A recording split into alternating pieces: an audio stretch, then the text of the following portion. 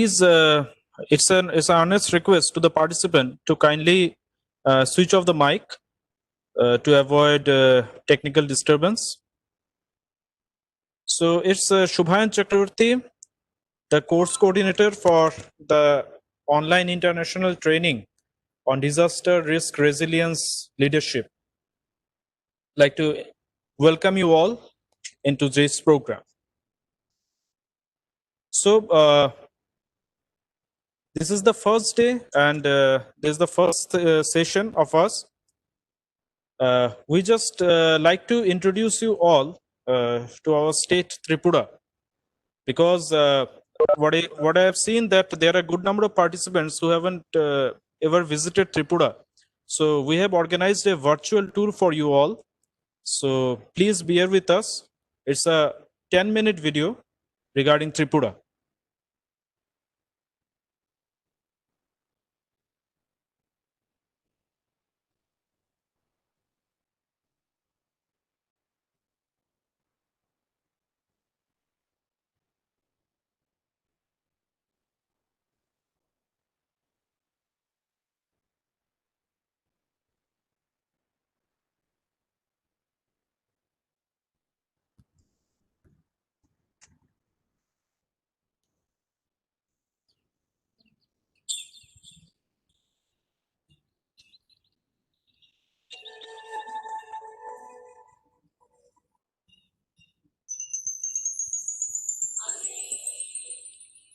Tripura is a small but picturesque state in northeast India. To its north, south, and southeast, Tripura has an international boundary with Bangladesh, which is about 856 kilometers, while to its east, it shares a common boundary with two Indian states of Assam and Mizoram.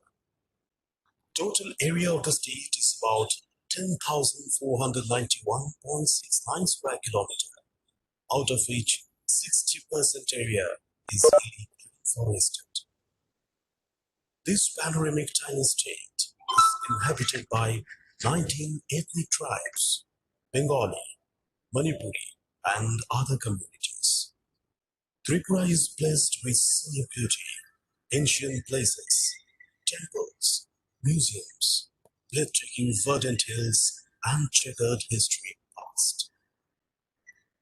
Tripura offers a plethora of delightful attractions in its cavalcade of historical places, rock-cut carvings, stone sculptures, Buddhist and Hindu holy places, wildlife sanctuaries, and tribal people. Poet laureate Rabindranath Tagore, an honored guest, found its pollution-free, co-friendly environment, pleasant climate, and tranquility the perfect retreat to compile some of its works here. Blending into the hills and valleys, the villages are a tapestry of rich ethnic traditions.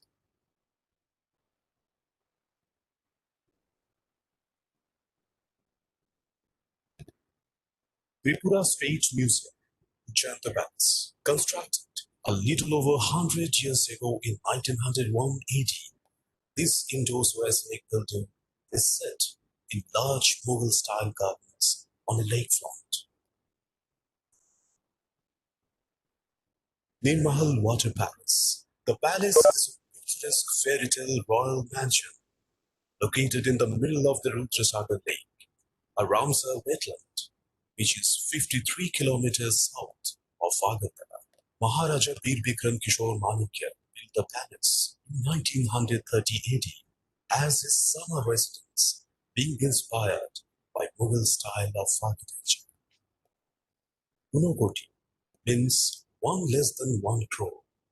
It is a Shiva pilgrimage attraction and dates back to 7th to 9th centuries AD. The site consists of several huge vertical rock-cut carvings on a hillside. Ilag is a place for its archaeological remains of 8th to 9th centuries.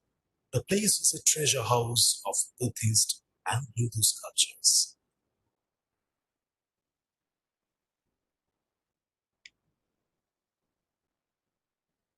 Recently, after denudation of a natural forest area, ruins of a brick-built building emerged in the northwestern part of Shura subdivision on the edge of the border with Bangladesh. More excavation of the site will unearth the hidden story. Chobimura. It is famous for its panels of rock carvings on the steep mountain wall on the bank of Godavari. There are huge images carved of Shiva, Vishnu, Kartika, Durga, and other gods and goddesses. These images date back to 15th to 16th centuries AD. Another temple of feminines located on the eastern fringe of Udaipur town by bank of river Gomti. The temple was built by Maharaja Govinda Manikya. This temple is immortalized in the Rabindranath Tagore's famous plays known as Rajarshi and Visharji.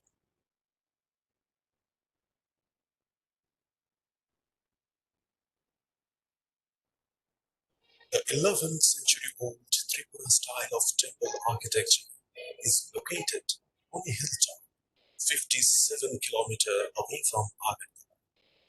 Tripura Sundari temple occupies a place of distinction among all the Hindu religious shrines, as it earns special veneration on account of being one of 51 Petas of Hindu center of worship and celebration. Popular Shakti shrine street located in a place 30 kilometers away from Agartala, by the international border of Bangladesh. The serene lake in front of the temple adds to the center of worship. The temple was built in the late 15th century. The name and fame of this shrine draws substantial religious minded tourists from far and wide. Chaturdash Devda Temple, located in Old Agartala, which is 6 kilometers away from the present capital city of Agartala. Since 1770 heads of 14 gods are being worshipped in the temple. It is a famous shrine for the tribal and non-tribal of the state. Gedumia's Masjid is the pride of place for the minority Muslims of Tripura.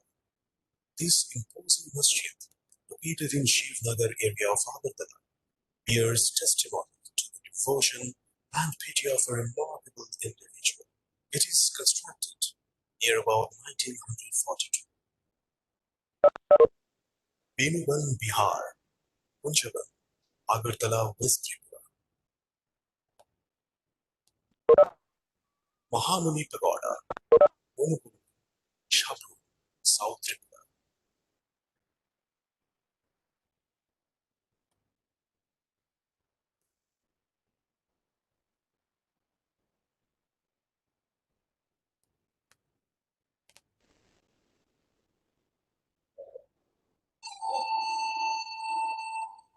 Shivajala Wildlife Sanctuary, Vishalgarh, Shivajala Tripura.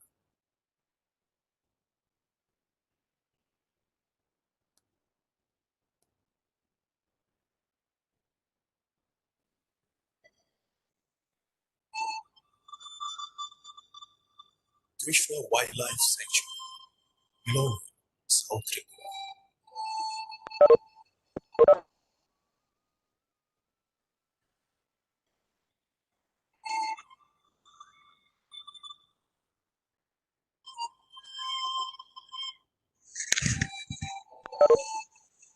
Jampui Hills, Wangmo, North Tripura.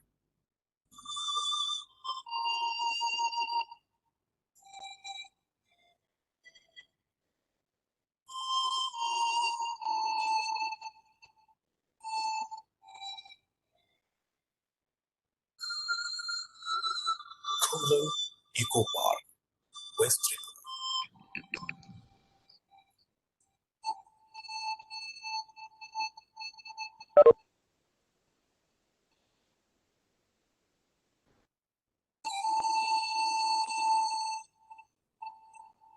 Boromura Eco Park, Teliamura.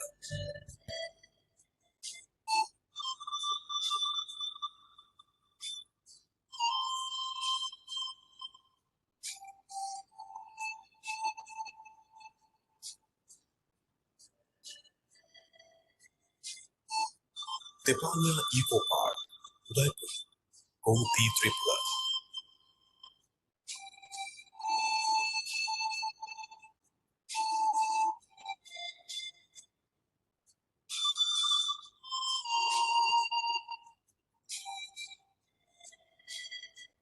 Kalapanya Nature Park, Kalachara, South Tripura.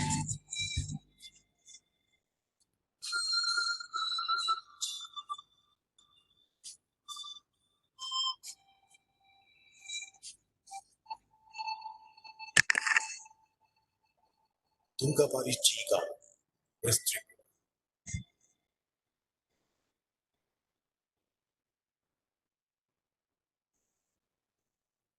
The government of Tripura has taken a comprehensive plan for promotion of tourism in the state, which includes, among other things, augmenting accommodation facilities and improving the existing infrastructure to enhance the attraction of major tourist destinations, developing the communication network and strengthening the skill of the manpower engaged in this sector.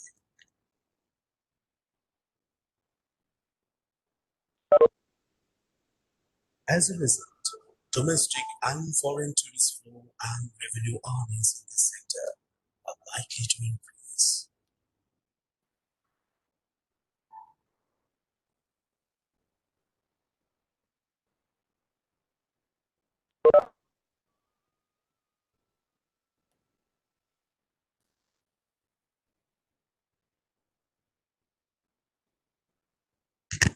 So, hope you all like the video.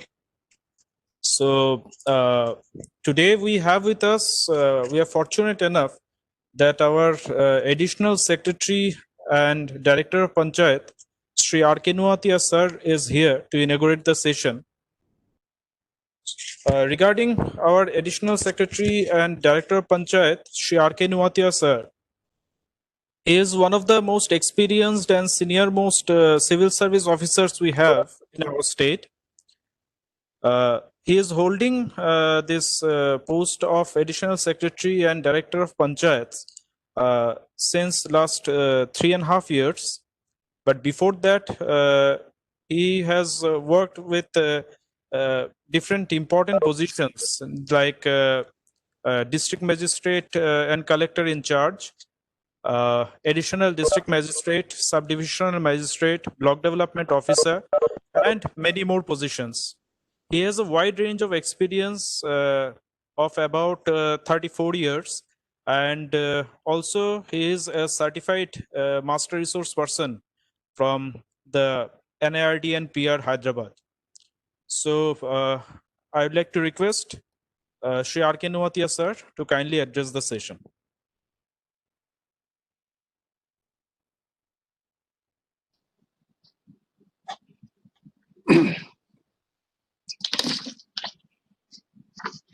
Good afternoon, everyone. Good afternoon, sir. Myself, R.K. Noatia. So, I welcome to all the eminent research persons from different universities, different training institutions.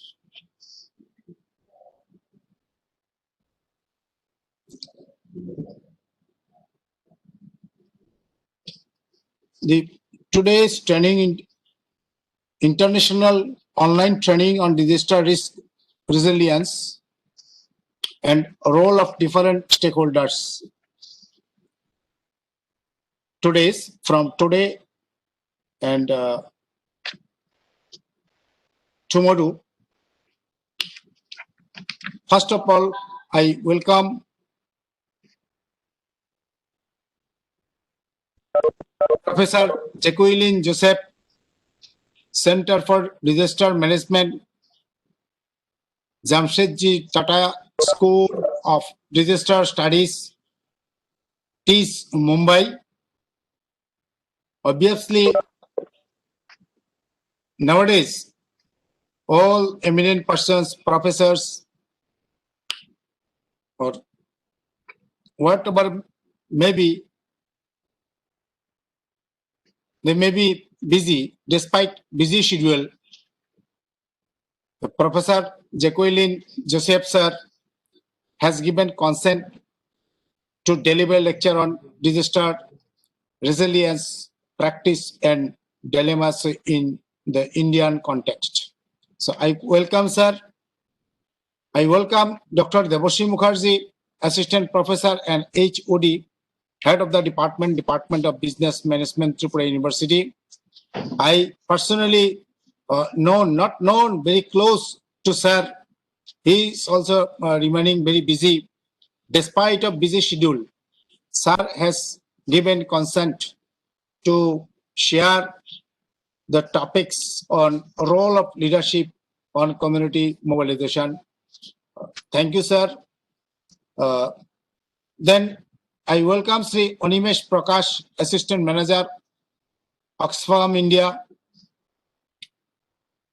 He has also given consent to participate as a resource person to deliver lecture on from risks to resilience, learning from the last mile participationers perspective. I welcome Madam Abha Mishra, Head of Office, Odisha, UNDP India, who has given consent to deliver lecture on role of women on community mobilization in the perspective of disaster risk resilience. I welcome Sri Partha Pratim Bhattacharya, Assistant Professor and NIRD, Northeast Region Center, Guwahati, to deliver lecture on role of technology on disaster risk resilience. I welcome all officers and eminent persons who have given consent to participate in a panel discussion on disaster risk resilience and role of different stakeholders.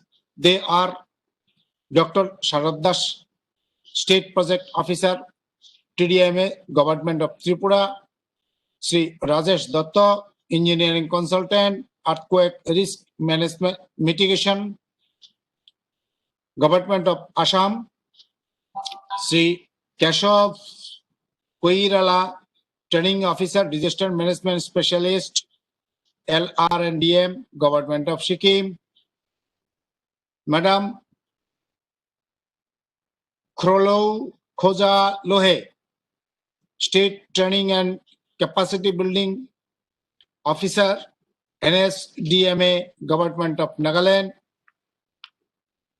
Sri Praveen Kumar, Senior Research Officer, BSDMA, Government of Bihar,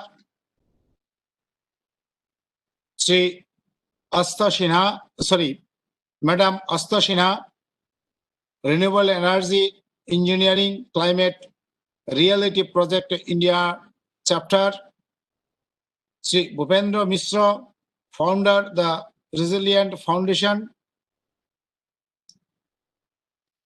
and I welcome Sri Jivan Krishna Acharji, Deputy Director, Panchayat Raj Training Institution, Agartala, and Sri Shobhan Chakraborty, Panchayat Resource Development Officer, Coordinator of this online training program for organizing such international training program. This today's international training program is a very important and such an international online training program. This is the second time organized by Panchayat Raj Training Institution, Nagar, Agartala. Sir, a disaster is a sudden calamitous event that seriously disrupts the functioning of a community or society and causes a human, material, and economic or environmental losses that exceed to the community's or society's ability to cope, using its own resources. Though often caused by nature, disaster can have human origins. Disaster management can be defined as the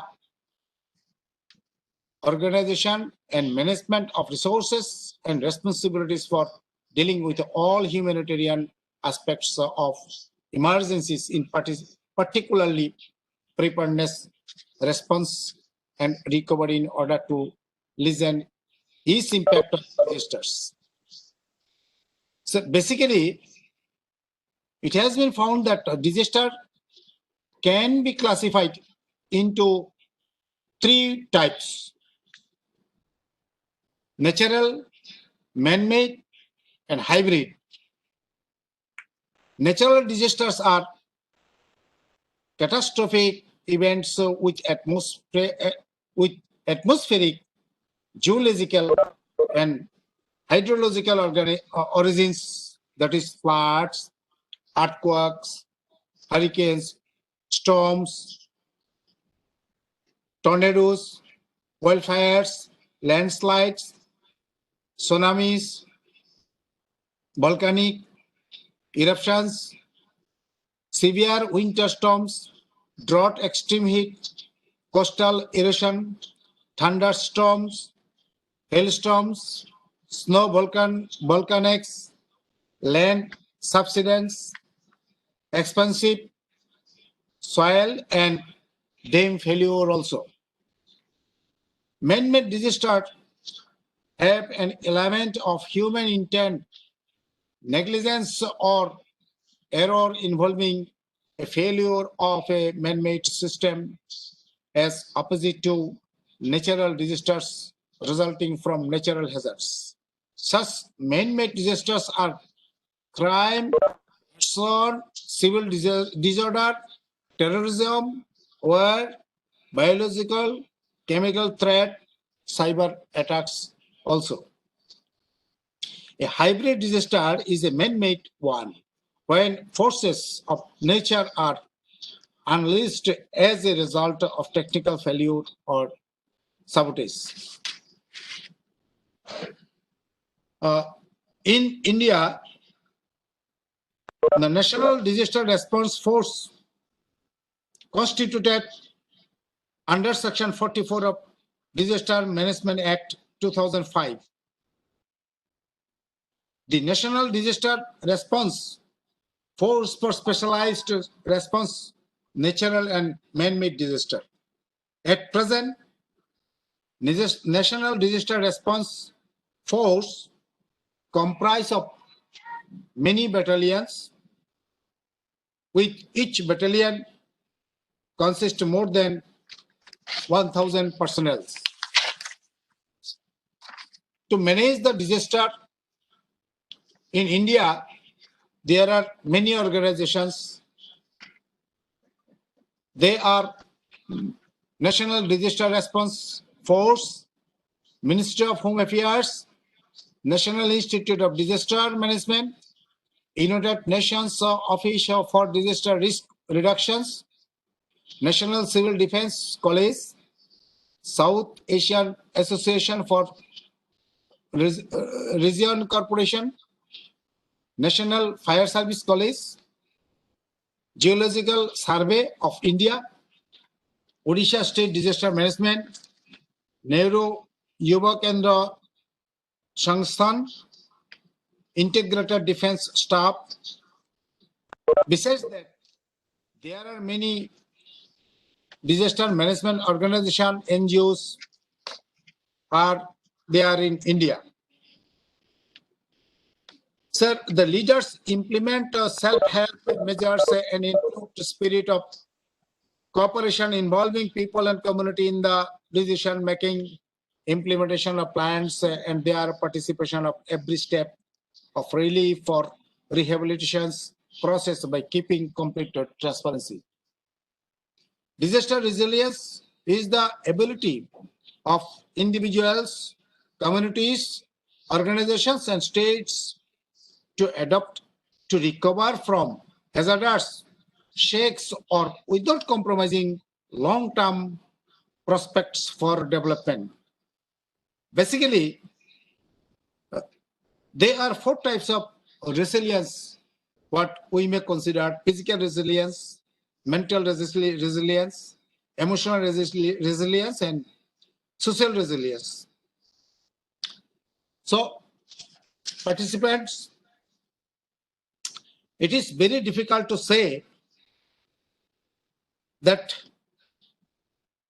those who are the participants for disaster management training, who are receiving training, they may be in some unavoidable situation during disaster.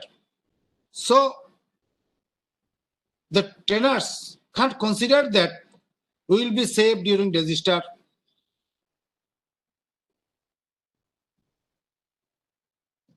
To others, not like that. So it is our duty and responsibility to organize proper awareness to the people that we all are stakeholders for management of disaster, and in this regard we need to prepare a transparent plan to get back from the risks to resilience.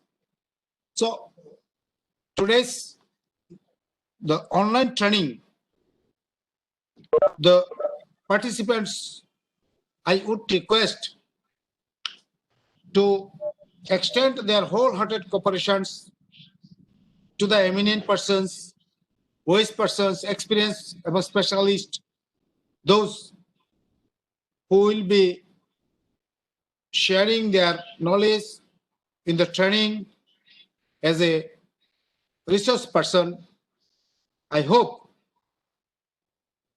the online training will be grand success when the trainers will be implementing in the grassroots level and through different organizations. So saying with these few words, I declare the inauguration of today's international training on disaster risk resilience and role of different stakeholders. Many thanks for giving opportunity to inauguration this training. Thank you, sir. Thank you, all of you. Thank you, sir, for your encouraging words. I would like to request the first speaker of our session, Dr. Jacqueline Joseph, to kindly address our session. She will take the first session on disaster resilience practice and dilemma in the Indian context. Before that, I would just like to give a brief about her. Jacqueline Joseph is a professor at the Jamshedji Tata School of Disaster Studies at Tata Institute of Social Science, where she also served as the first dean of the school from 2015 to 2017. She has an MPhil and PhD in psychiatric social work from the National Institute of Mental Health and Neuroscience, NIMHANS, Bangalore. Her research field action and teaching is around psychosocial care and support in disaster and humanitarian context. The Indian Ocean Tsunami 2004, Mumbai terror attack 2008, Amri Hospital fire 2011, and Nepal earthquake 2015 are some of the recent where she continues long-term through research and field action in the psychosocial domain. Her other areas of interest and work focus on disaster resilience leadership, transboundary water governance, disaster risk, vulnerability, and recovery competencies for disaster management, among others. She is also a member of the Maharashtra State Disaster Management Authority since 2015, has more than 25 publications in different medium, such as international journal articles, book chapters, monographs, short documentaries, and reports. Madam, we are very fortunate that you are here with us today. Kindly address the session. Thank you, ma'am. Thank you, Shivayan. Good afternoon, one and all. I hope I'm audible enough. Yes, ma'am. Yeah, ma'am. Yeah, ma'am. So, thanks to the Panchayat Raj Training Institute.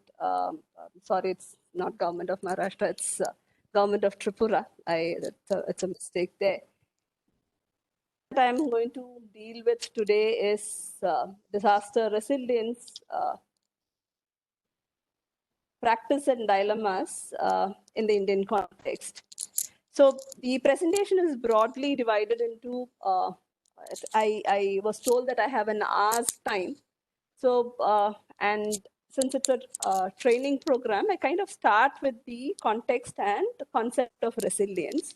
We'll briefly look at that, then move on to understanding. So there are three parts. The first part is where we're looking at the concept of resilience and the context, specifically with regard to disaster resilience. Then we're moving on to the operationalizing disaster resilience through using a case study. So we have a case study discussion. And the last session is about, the last part of the presentation is about the dilemmas in disaster resilience practice. So where are we, what are we kind of doing in the Indian context? And if when we are practicing it, it's more at me being an academician. And since it's a 1 hour kind of a session, the first session, I've kind of kept it at a conceptual level, saying that what is it that we should be when we are looking at disaster resilience practice. I'm sure all of you would kind of move ahead and at some point be part of disaster resilience building initiatives because we're kind of moving in that direction. So I kind of start off with the concept and context of resilience. I had shared a set of 15 definitions of resilience. I hope the participants would have had an opportunity to have a look at it. And let's kind of take it. I'm familiar with the Zoom platform, the Teams platform, but I'm not very familiar with the WebEx platform. Still, let's see how do we do the raising of hands and stuff like that. We'll kind of find out as we kind of move forward. So the first, moving on to the first part of the training session, which is disaster resilience, the context and the concept. The concept is very, very well known to all of us. Okay, so these are just a glimpse of the disasters that we've had in the last year, and we are in the middle of an ongoing health emergency or a health crisis. And we know what devastating effects it has had. So this is the context of disaster resilience as a concept kind of emerging, or disaster resilience kind of coming to prominence, because resilience as a word has remained since the 1800s. We're using it in various contexts, in mathematics, in physics, in engineering sciences. We've been using this particular concept, but it has come to prominence, or today that we, last year around this time, we were having a fellowship program on disaster resilience leadership. Now I'm kind of addressing a gathering where the fellows who had attended are kind of coordinating training. So it on disaster resilience again. So it shows how the topic is of relevance and it's of prominence at this particular time. So it's the increasing frequency. So we've had disasters for a very long time. We've had the concept of resilience for a very long time in the material sciences, in the context of physical sciences as such. But the increasing frequency and intensity of disasters, environmental crisis, extreme events, complex emergencies, catastrophes, has brought this particular need for rethinking. The need for rethinking the way we go about our everyday lives. Okay, So earlier there were disasters, but it didn't really strike. They were kind of handled as just events, one event. But currently, with the kind of increase in frequency and the kind of interconnections between them, there's been a rethinking that probably we cannot continue to do business the way we've been doing till now. We cannot continue to do our developmental programs the way we do. We cannot continue to exploit our environmental, or we cannot kind of handle our environmental resources the same way that we do. So this whole need rethinking is one of the context in which resilience kind of emerges. And to give a little more detail to it, the whole understanding that the problems that we are facing, the environmental crisis, the extreme events, the issues of climate change, issues of sustainable development that we are facing, the whole understanding that these are interconnected and integrated. And since they are interconnected, we cannot have different silos working on their own, but we need people to come together and start working, looking at integrated approaches. But sadly, we all spoke very different languages. The climate change guys kind of spoke their own languages. People working on disasters had their own organizations. They had their own policy frameworks. They were doing their own thing. People working on development for a very long time started talking about sustainable development, and they were doing things on their. So there was very little kind of a convergence, and this understanding that we need something to bring together. And in all of these disciplines, if you kind of look at it, resilience was a common terminology that was being used, and hence it kind of became the fulcrum around which everyone started connecting with each other. Though I didn't understand most of what you said, but I definitely understood what the climate change guys meant by resilience building, what the sustainable development guys were talking about with regard to resilience building. And the landmark year for this integrated, interconnected approach was 2015, where we had three major policy commitments, which was the Sendai Framework for Disaster Risk Reduction, the Sustainable Development Goals, and the Paris Agreement on Climate Change. And at a policy level, there was a commitment, and each of these policy frameworks do, to some extent, acknowledge the interlinkages with each other. Commitment was there, the was there, everyone was kind of geared up, but we're not very sure how do we go about implementing it in an integrated manner on ground, where we are not doing things in the name of development, which is contributing to disasters. In the name of climate change, there are certain things that we kind of do. For example, we're moving on to nuclear energy, but then we're causing major harm to other parts of the world through mining and other exposure-related issues.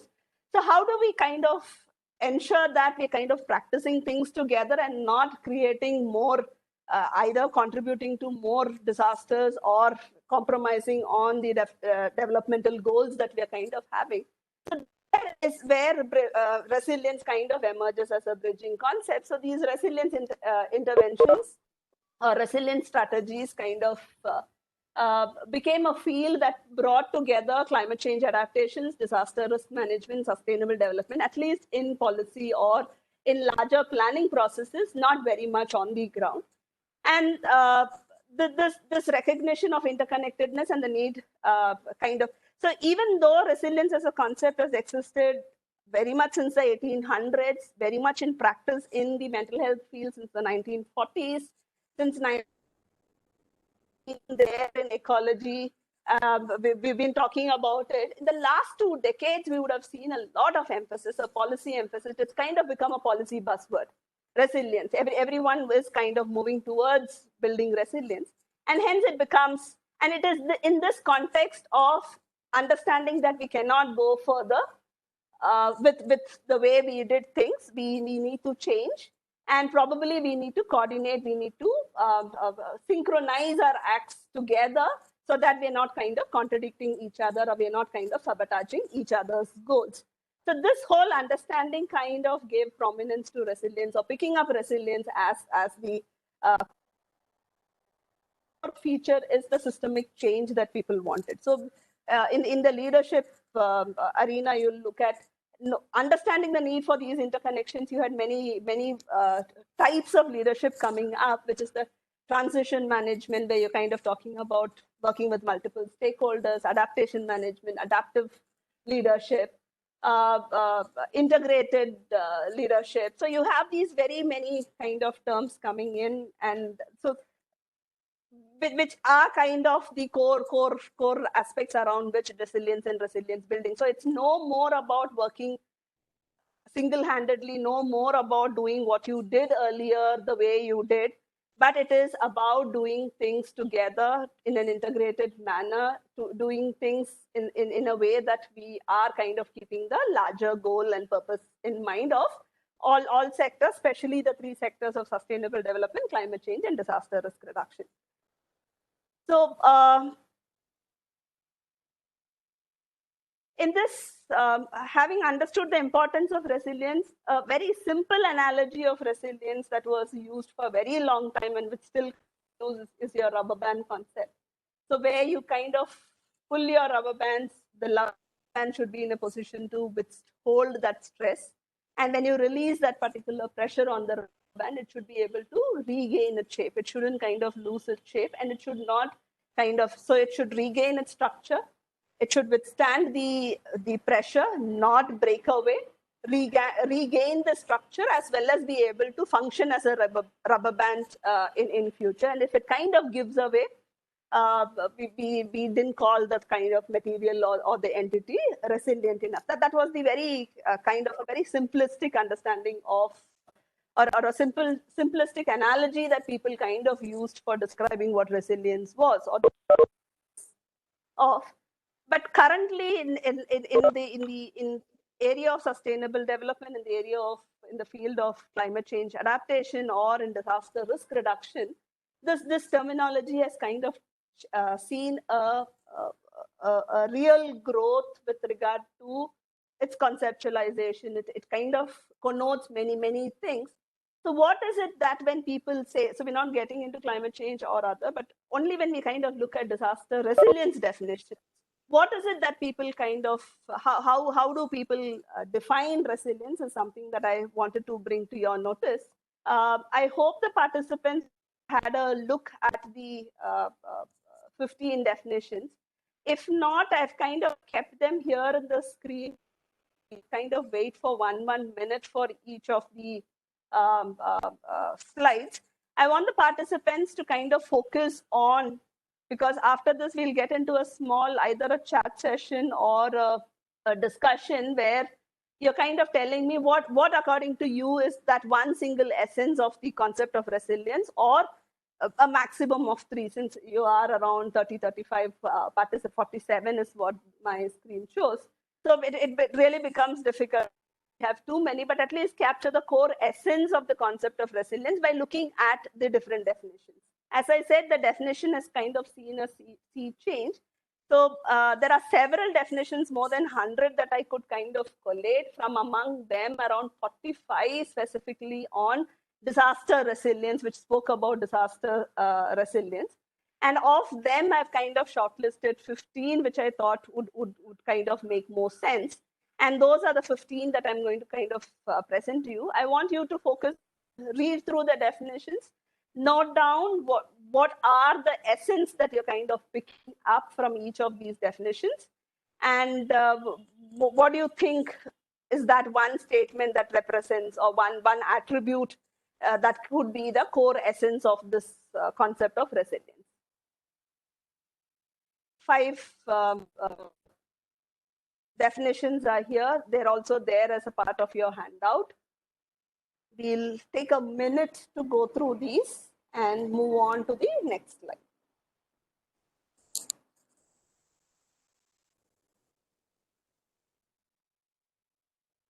If participants have not read the handout, quickly go through the definitions on the screen. You could even take a pic of the definition. So that if we are very fast, you could still catch up with us.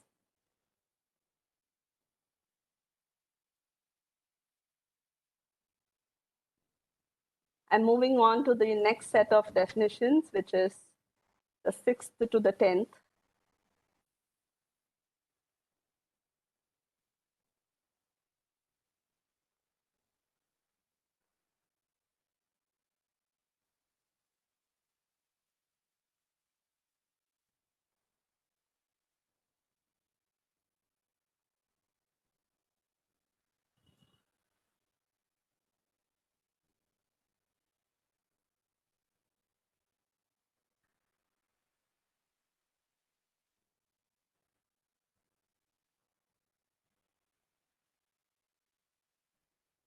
The last 5 definitions from the handout that has been circulated.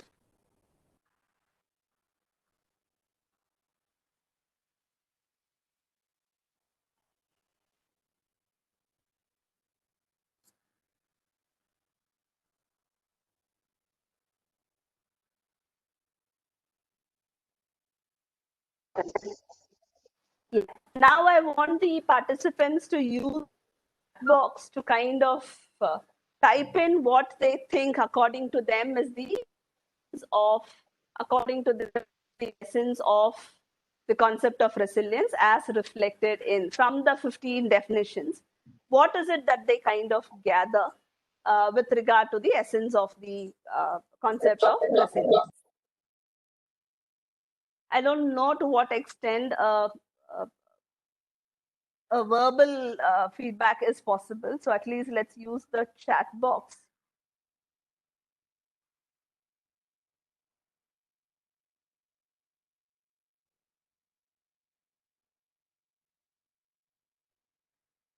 And I'm not very sure how to get onto the box.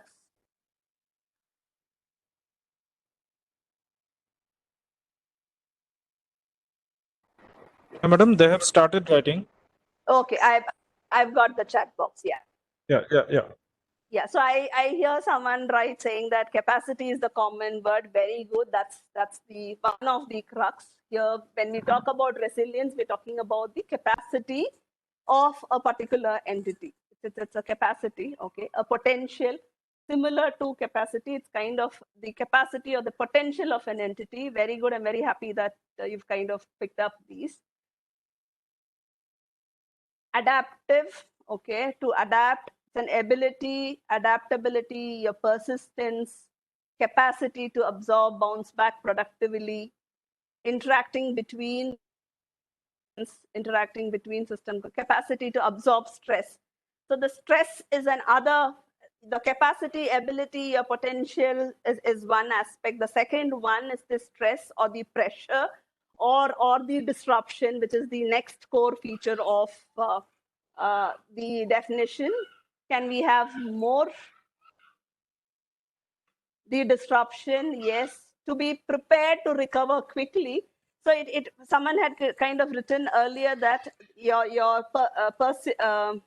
I think your ability to anticipate, capacity to absorb stress, interaction, adaptability, persistence, bounce back.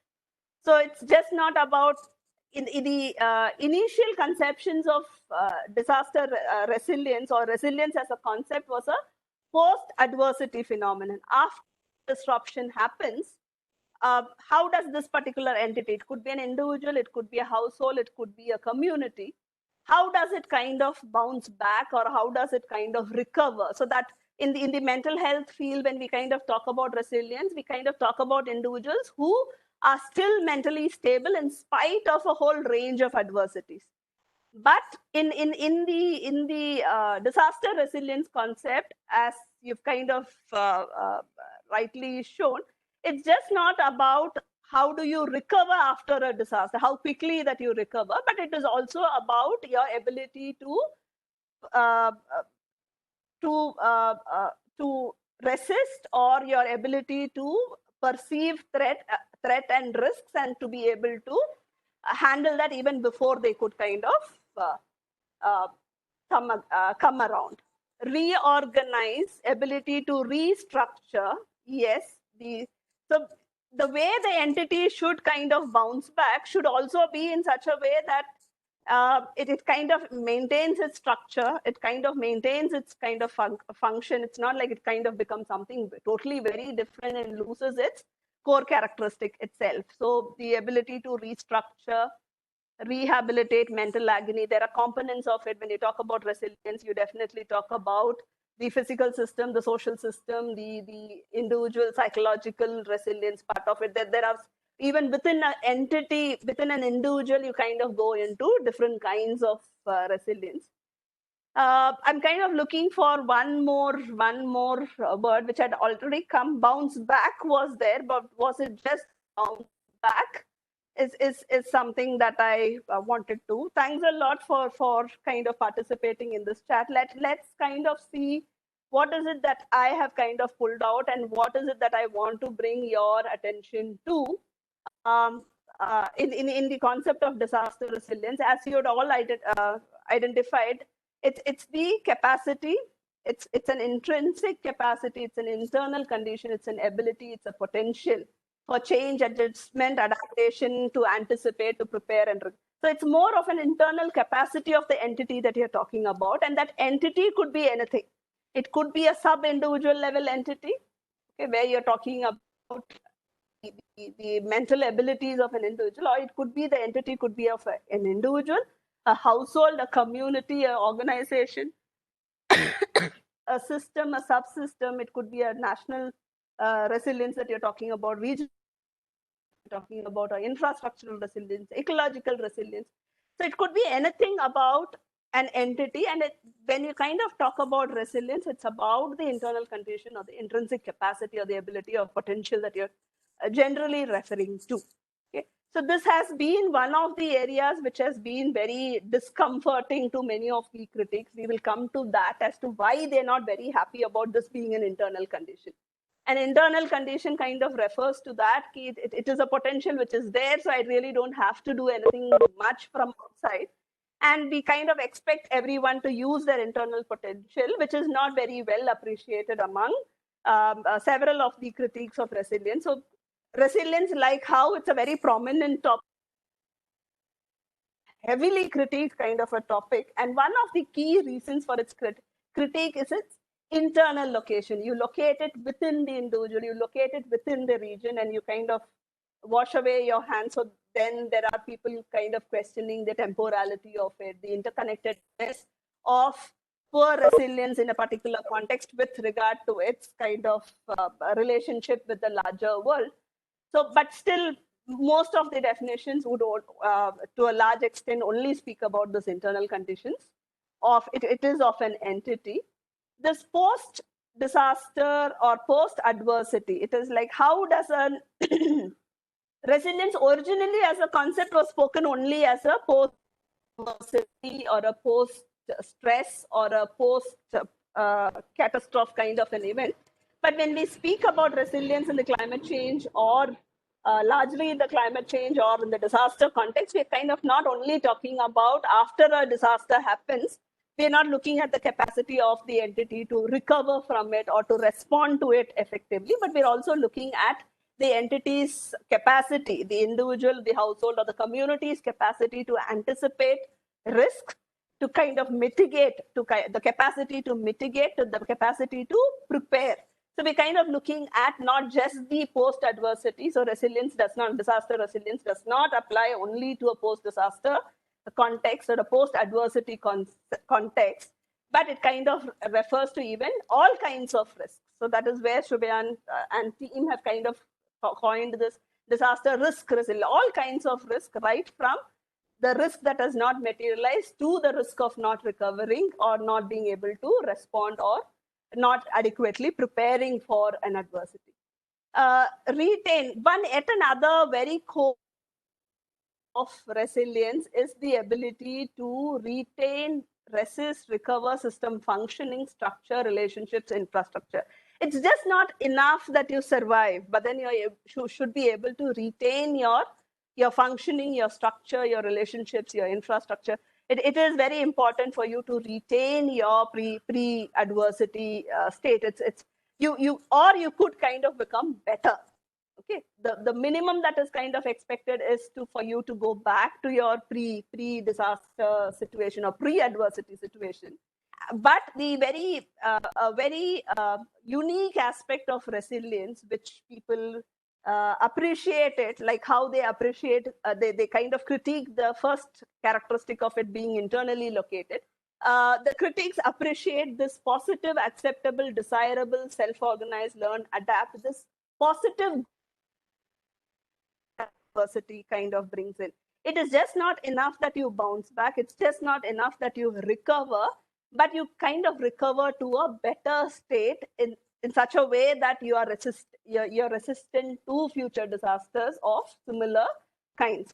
So this positive aspect, so it's not about going back to where you were before the disaster could occur, but going back to a situation which is better than where you were before a disaster. So that would mean that next time a disaster of a similar intensity kind of occurs or for similar nature, you wouldn't be impacted the way you were impacted the last time. So this potential for social transformation, this kind of held within it the potential for social transformation, because we now very much understand that disasters are not really a outcome of a hazard, but it is also about the condition, the internal conditions of the society that kind of meets a disaster. If it is inherently vulnerable, if it is inherently deprived and marginalized, then it is more likely to. And if resilience was about going back to a situation where you wouldn't be vulnerable to a disaster anymore, that meant social transformation, social structural transformation of a great extent, and which is something that the critics, though they heavily critiqued it, they felt that no, this particular concept cannot be kind of thrown away because it kind of has this promise for a social structural transformation. It kind of has a promise for systemic change. It kind of originates from this whole understanding. The concept originates, the practice or the policy commitment for resilience originates from this whole understanding that we cannot go ahead with business as usual. There is a need for a systemic change, and the whole aspect of the emphasis on positive, acceptable, desirable growth or a state that resilience wants to aspire for also kind of promises a potential for this particular concept to be used for transformative purposes, social structural transformation, system transformations, governance transformation. So these are some of the concepts that you will kind of see in relation to resilience and resilience policy commitments or management or leadership. So these are some of the concepts the crux of it. It's an internal, it is seen as an internal or a intrinsic capacity condition or an ability. It is both a post-adversity as well as a pre-adversity characteristic or an entity, that a phenomenon that we are looking at. It could be looked at any level depending upon where you're located and how you're operating. It is not about some form of a survival, some form of a recovery, but a recovery to either the pre-disaster level and preferably to a much better state. And thus it kind of promises social structural transformation. From here, having known what disaster resilience as a concept is, so it is just not about the capacity to resist, but it's about to resist and kind of become better in future. We're moving on to the operationalizing of, we're going to use a case study. Many of the resource persons who were part of the fellowship program would recognize this. Let's study and a short one so that we're able to kind of stick to our time. Here, I'll kind of read out so that I know all of us are kind of following. I want you to look at this particular situation and think as to what you could do to help this particular community handle the risk that they are kind of facing. A community living on a coastal floodplain faces inundation from storm surges and the prospect of tsunami. It has a seawall that has weakened since it was initially constructed, and a mangrove created by industrial effluents from a factory. That is the factory is a major source of employment for the community. the local government is looking to improve the community's capacity to deal with these shocks. So again, once again, I would want you to get back to your chat boxes and kind of tell what probably you could do. What is it that you could do? One sec. What is it that you could do in a context like this to help the community resist or address the risk that they kind of, it need not be just resist, address the risk that they are facing? What is it that we could kind of do? Once again, I would request the participants to get back to your chat boxes and put down your options with regard to what is it that we could do to reduce the risk.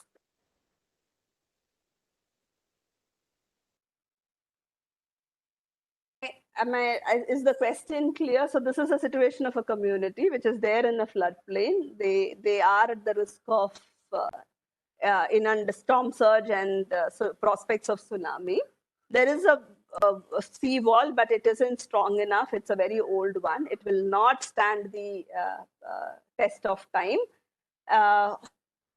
It is in a very bad shape. They used to have mangroves earlier, which used to protect them from storm surges earlier, but now that's in a very degraded state because of the industrial effluents upstream. The factory is also a source of, it's also a resource because many people in the community are employed with the factory. So what do we look, if the local community, if the local government is looking to improve the community's capacity to deal with these shocks, what do you think should be done?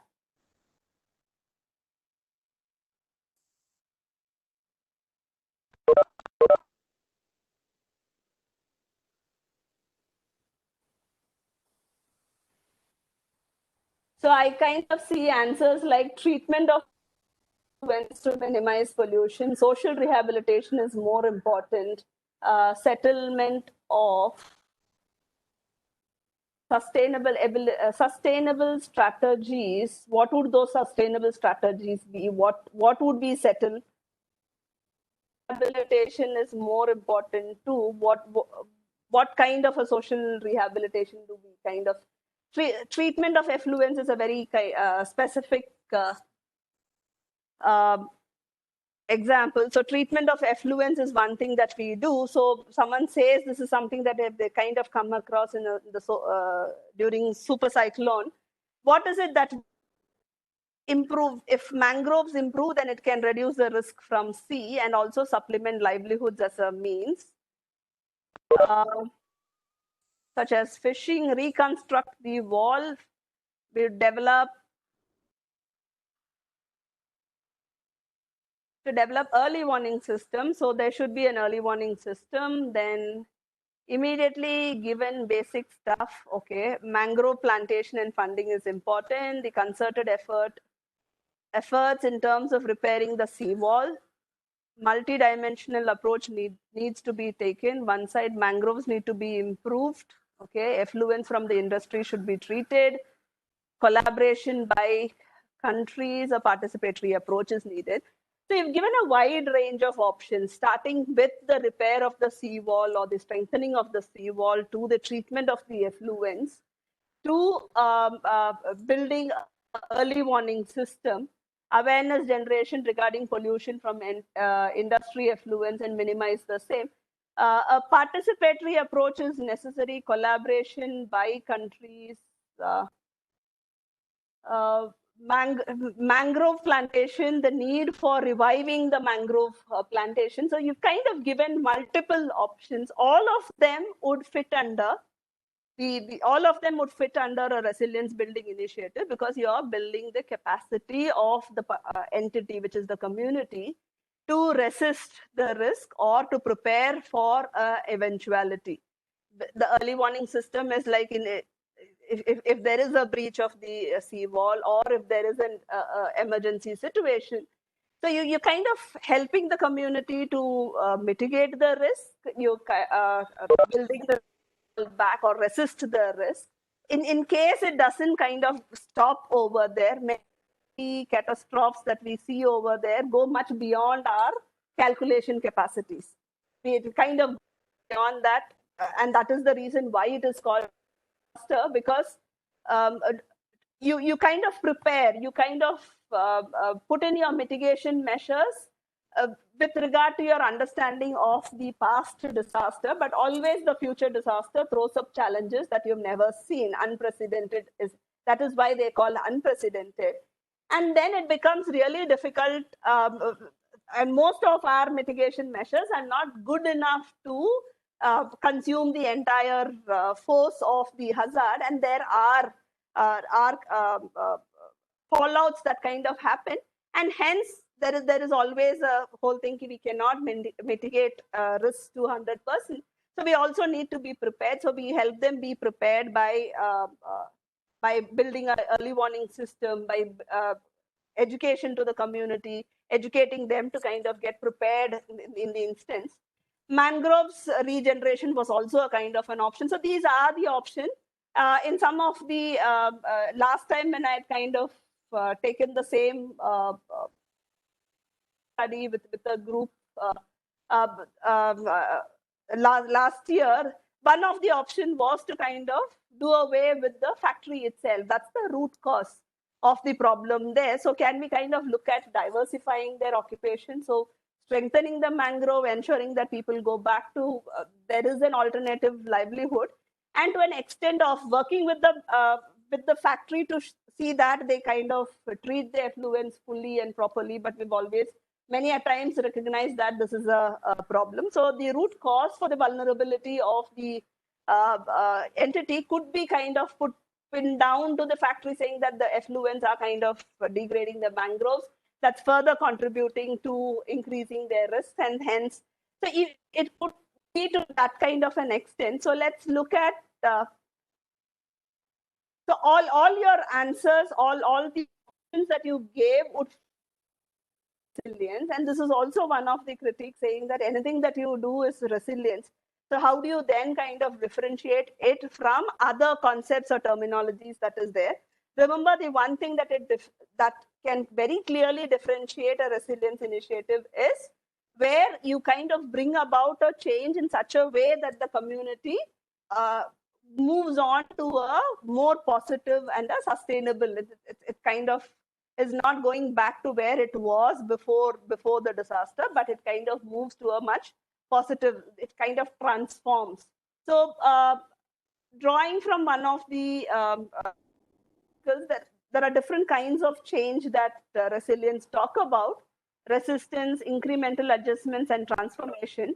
And you will see that some of your suggestions kind of fit. For example, rebuilding the sea wall would fit under the resistance. You're kind of resisting the hazard. You're not doing anything much. You're not kind of working on the capacity of beyond the physical structure. You're not working on the capacity of the entity to kind of resist or to grow or to kind of be independent in itself or adapt better.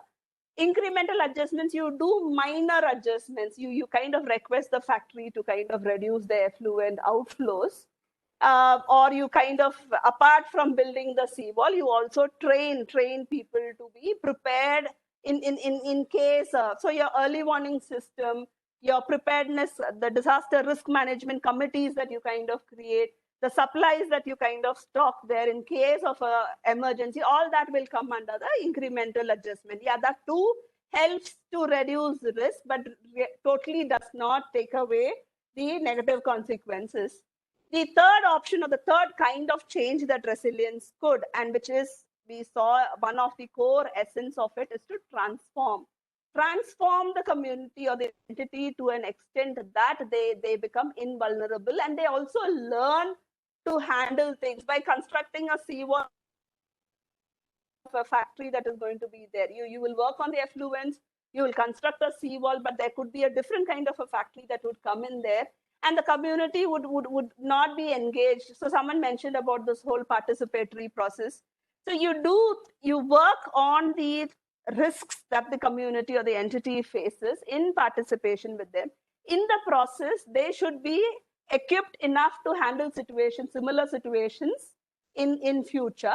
And they should, the work that you do as much as possible should address the root causes of the risk or the threat that the community is facing.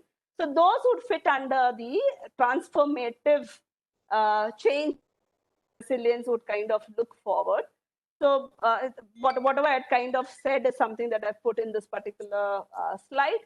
The resistance planning reinforcing. So the very minimal change that you can do and still call it a resilience intervention, because it kind of helps them to resist a threat. But that's the minimal change that you can kind of bring out. It's kind of for a program sake of a difference that you make.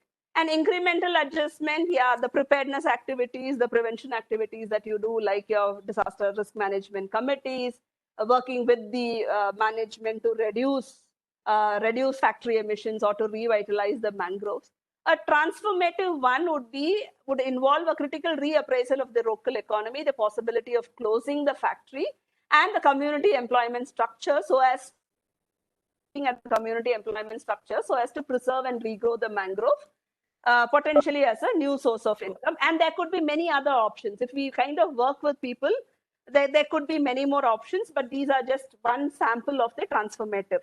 So why I'm kind of emphasizing on this transformative planning or the transformative kind of change that we want to, because that helps you to distinguish resilience from every other concept. Okay, this whole question of how is resilience different from the critique kind of a very vocal about the fact that what new contribution does this particular concept make, change practice in any way, and this is the answer for it. Resilience is a concept which kind of talks about a socio-structural or a systemic transformation possibility. Okay, the whole emphasis on a positive change, a positive growth, a positive learning that resilience the concept of resilience stands for, is something that could be attributed to a transformative change. So if we really believe that there is a need for a systemic change, if we thought resilience as a boundary concept or by a bridging concept among different people who operate on ground, this transformative change is also one characteristic that is linked to the positive change that resilience talks about. So people who critique also have hope that this transformative potential is something that we need to really work upon. Now I would like to move from the case study, having given you an idea of what the concept of resilience is when it comes to practice. How can it be different from any preparedness activity, any mitigation activity, or any kind of a response activity? The transformative element is what kind of makes it different. And that's what kind of relates it to the question of social justice and the dilemma that kind of surrounds our practice of disaster resilience. So can we practice disaster resilience the same way in every place? Definitely no. To drive this concept in, I'm just using, this is the last one slide. I just have two more slides. This is the one, and then I have one more slide. So it might look very complicated, but it's a very, very simple framework, which kind of helps us understand why we cannot go ahead with resilience practice the way we do it in other contexts. When we're kind of talking about our Indian context, why is it that we need to look at it, or impoverished, any underdeveloped context or a developing context? Why do we have to look at resilience initiatives differently from its current conceptualizations or predominant mainstream conceptualization? Why minimal resistance level of change is not adequate, or why incremental adjustments are not enough, but why should we focus on transformative change where we are addressing root causes and ensuring that people are kind of living in a much better situation from our kind of Their capacities are built just not to resist, just not to kind of survive, but to a higher level where the root causes of their vulnerability to disasters are addressed. I want you to focus on the first row of this particular figure. You will see R1, R3. So I want you to look at the column R1, row R1, sorry, row R1. So this is about the basic index of it is the green line that you see. Hope you're able to see my cursor. The green line that you see is the condition before the disaster. The vertical green line or the dot, a little bigger than the dot or the mark on the line, is the point at which the disaster occurs.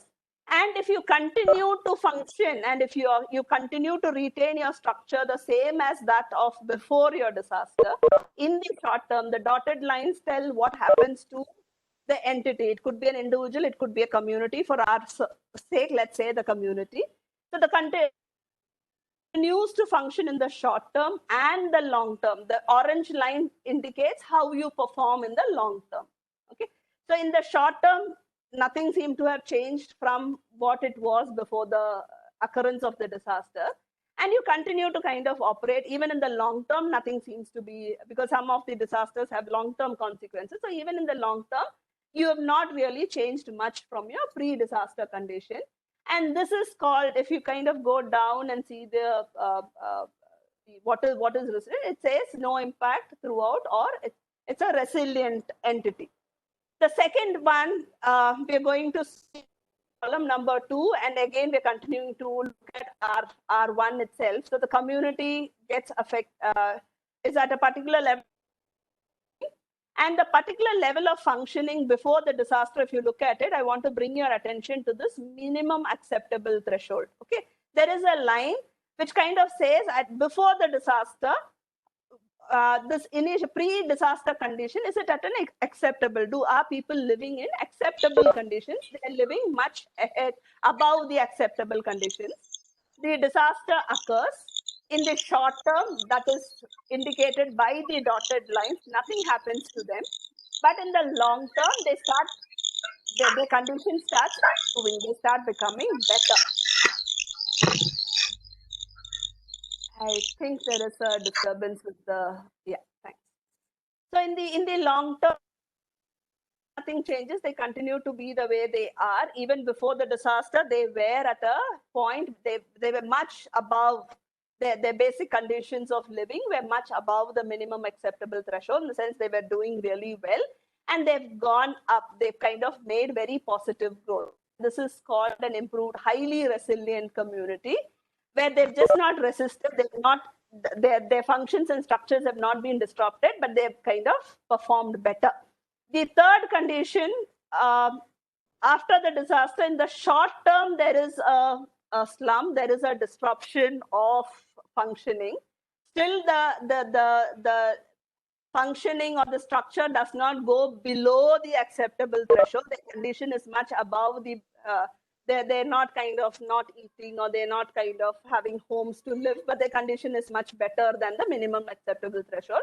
But in the long run, they kind of cope. They get back to their pre-disaster situation. This is also called a long-term resilient recovery. They've had a resilient recovery. They've recovered disaster situation without any kind of a disruption, and they're functioning much better than their minimum acceptable threshold. So their conditions have not really worsened. I kind of bring your attention to our row 1, the fourth column, and where their recovery has not been really good.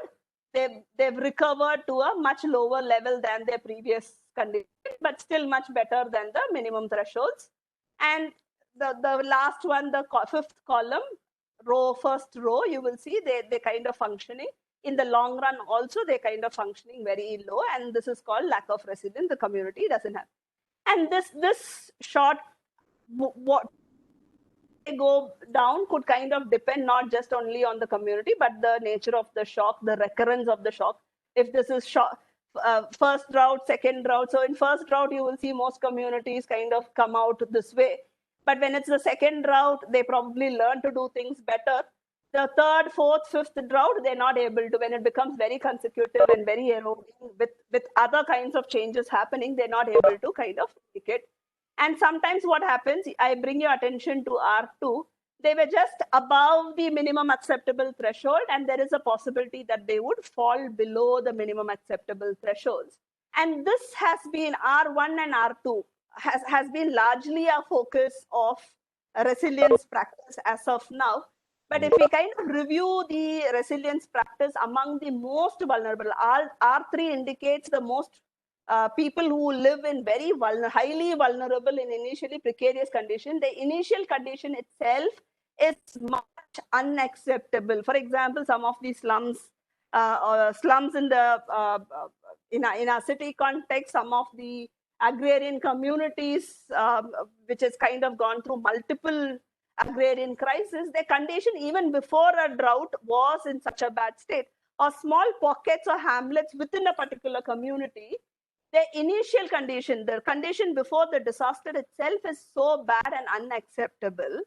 And we cannot only talk about resisting the threat of a disaster. What happens?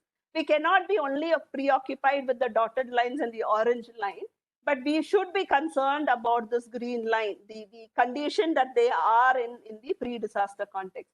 So in this particular context, a community that is much below the minimum acceptable threshold, which is before the disaster, manages to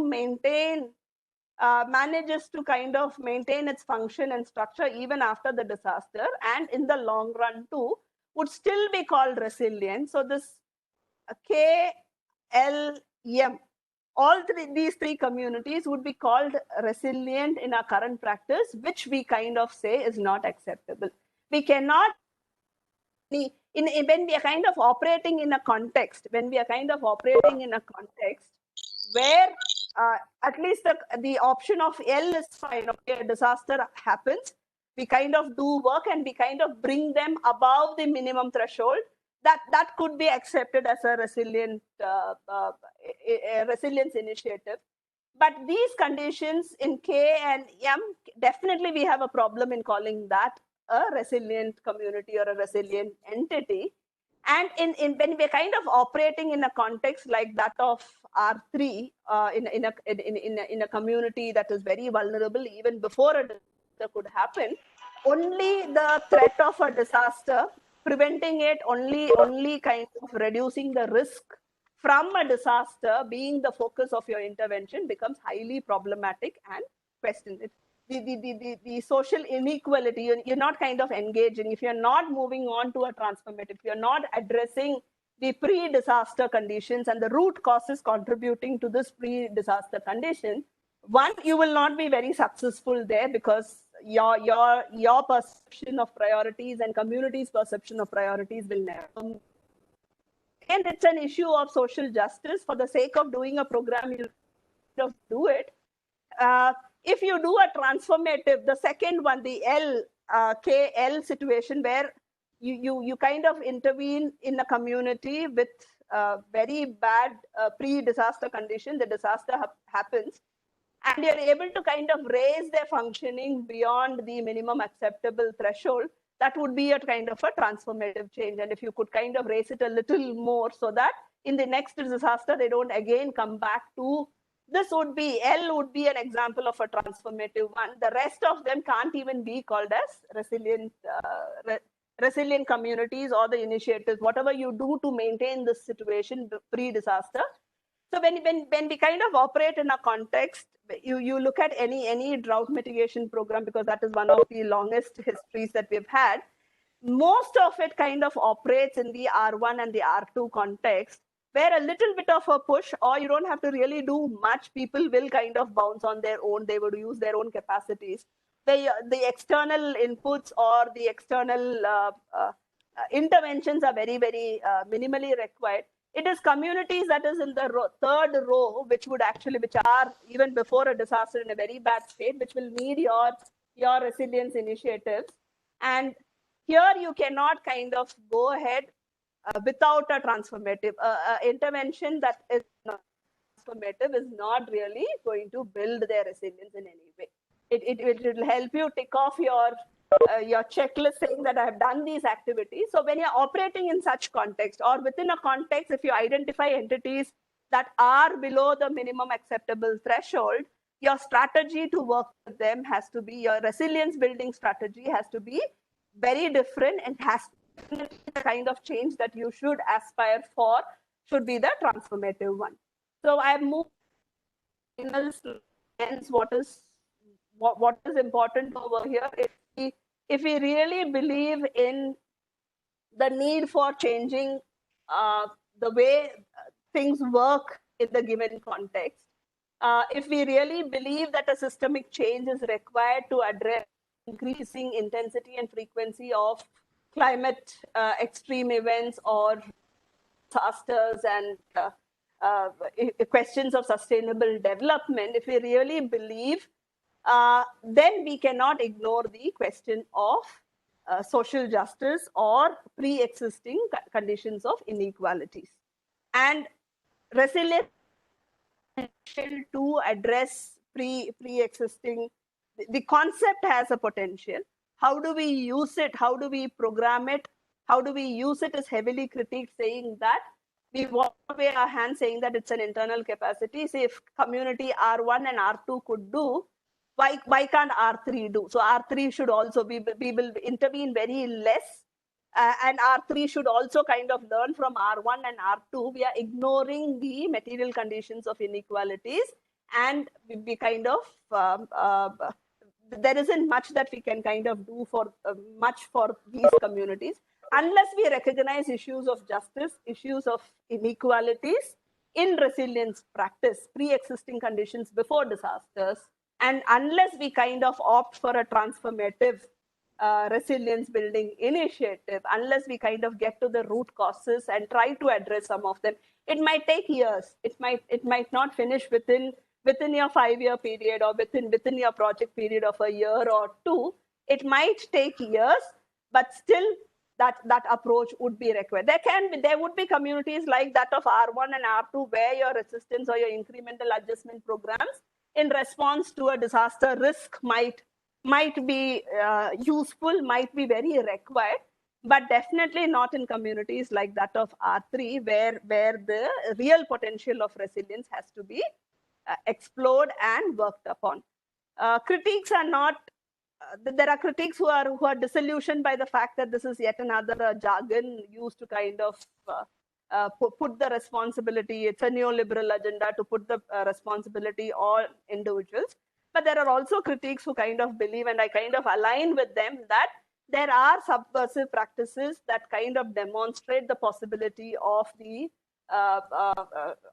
concept of resilience. We should learn from these subversive practices. They are, of course, smaller level practices as to how communities have really been able to make a difference to the root causes that have been contributing to their vulnerability, how they have kind of managed to overcome that. So we need to kind of learn more from there and see what we can kind of take from there into our mainstream programming of disaster resilience. Thus, we'll be able to kind of operationalize the transformation that we envision at the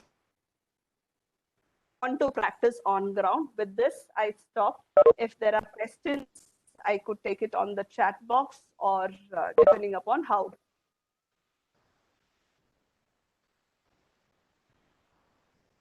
So with this, I come to the third part, which is let's start with concept context. We moved on to the case study, and we've looked at what's the dilemma in practice and what we need to do at a conceptual level. And I think that's what a 1-hour session. You've got many practitioners who are going to be interacting with you over the next today and tomorrow, and I'm sure they will have more examples to share with you. Thank you, ma'am. Thanks a lot for the excellent session. And actually, you have set the floor for this 2-day program. And I was just hearing your session, and it is having some flashback in my mind regarding the program which we have attended, the India Disaster Resilience Leadership Fellowship Program last year. And probably this is the time when we were there in Mumbai. We are in the second phase. So exactly the situation, the points which you have mentioned, these are so important at this context also, that I think that it is really very important for each and every one of us to keep it in our mind. So the house is open for questions from the participants. If anybody like to ask anything.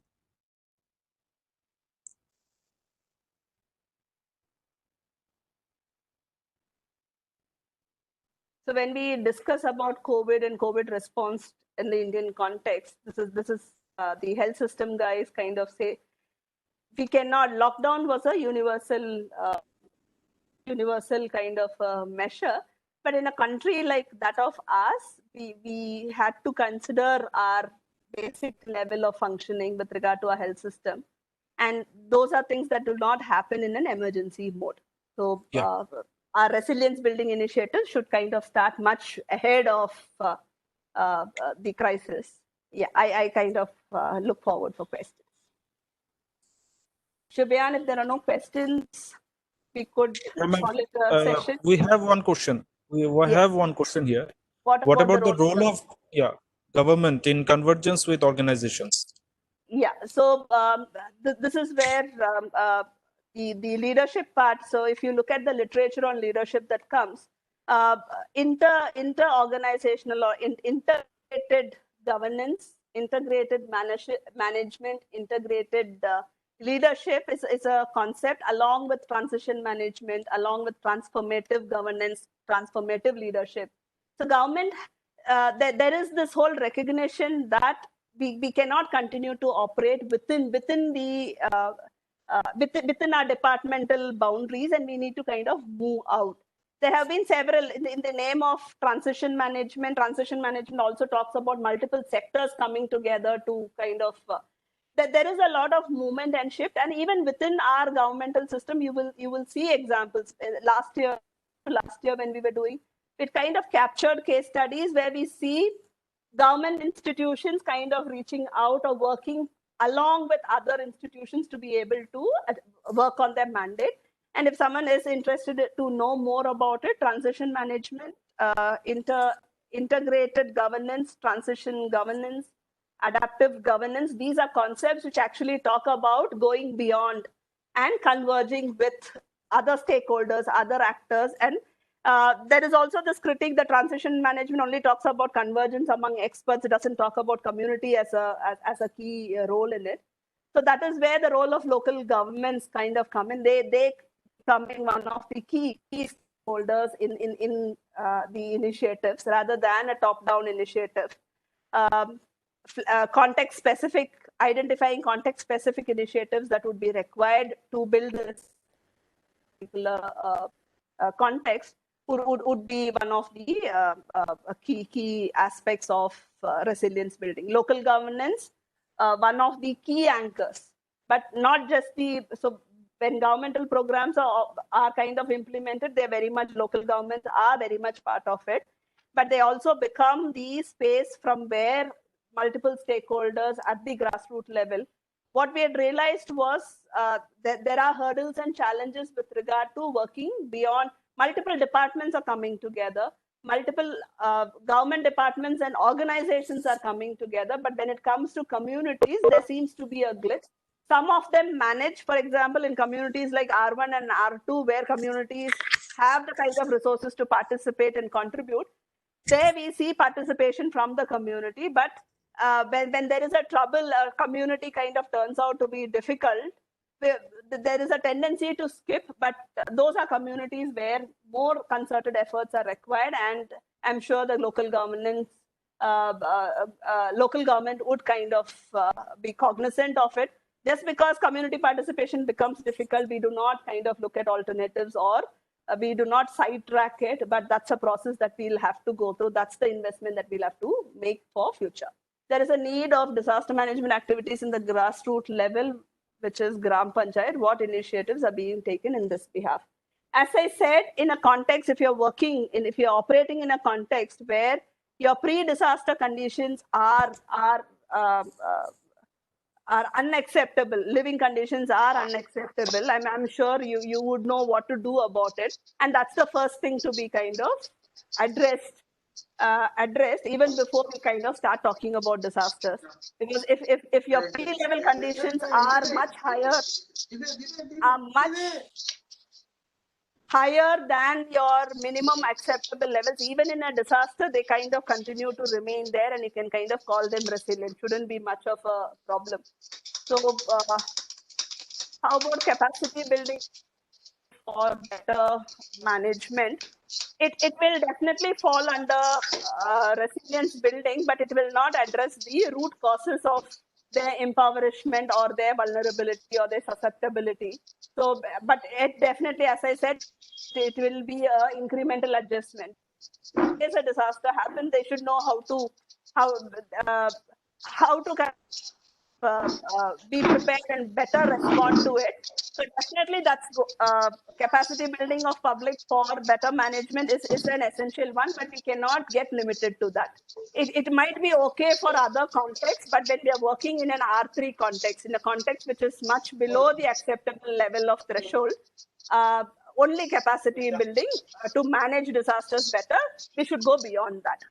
All the materials will remain in LMS. I think it's only on paper. All materials, how government sensitive in district disaster management plan. How government is sensitive. I'm really not clear what the question is.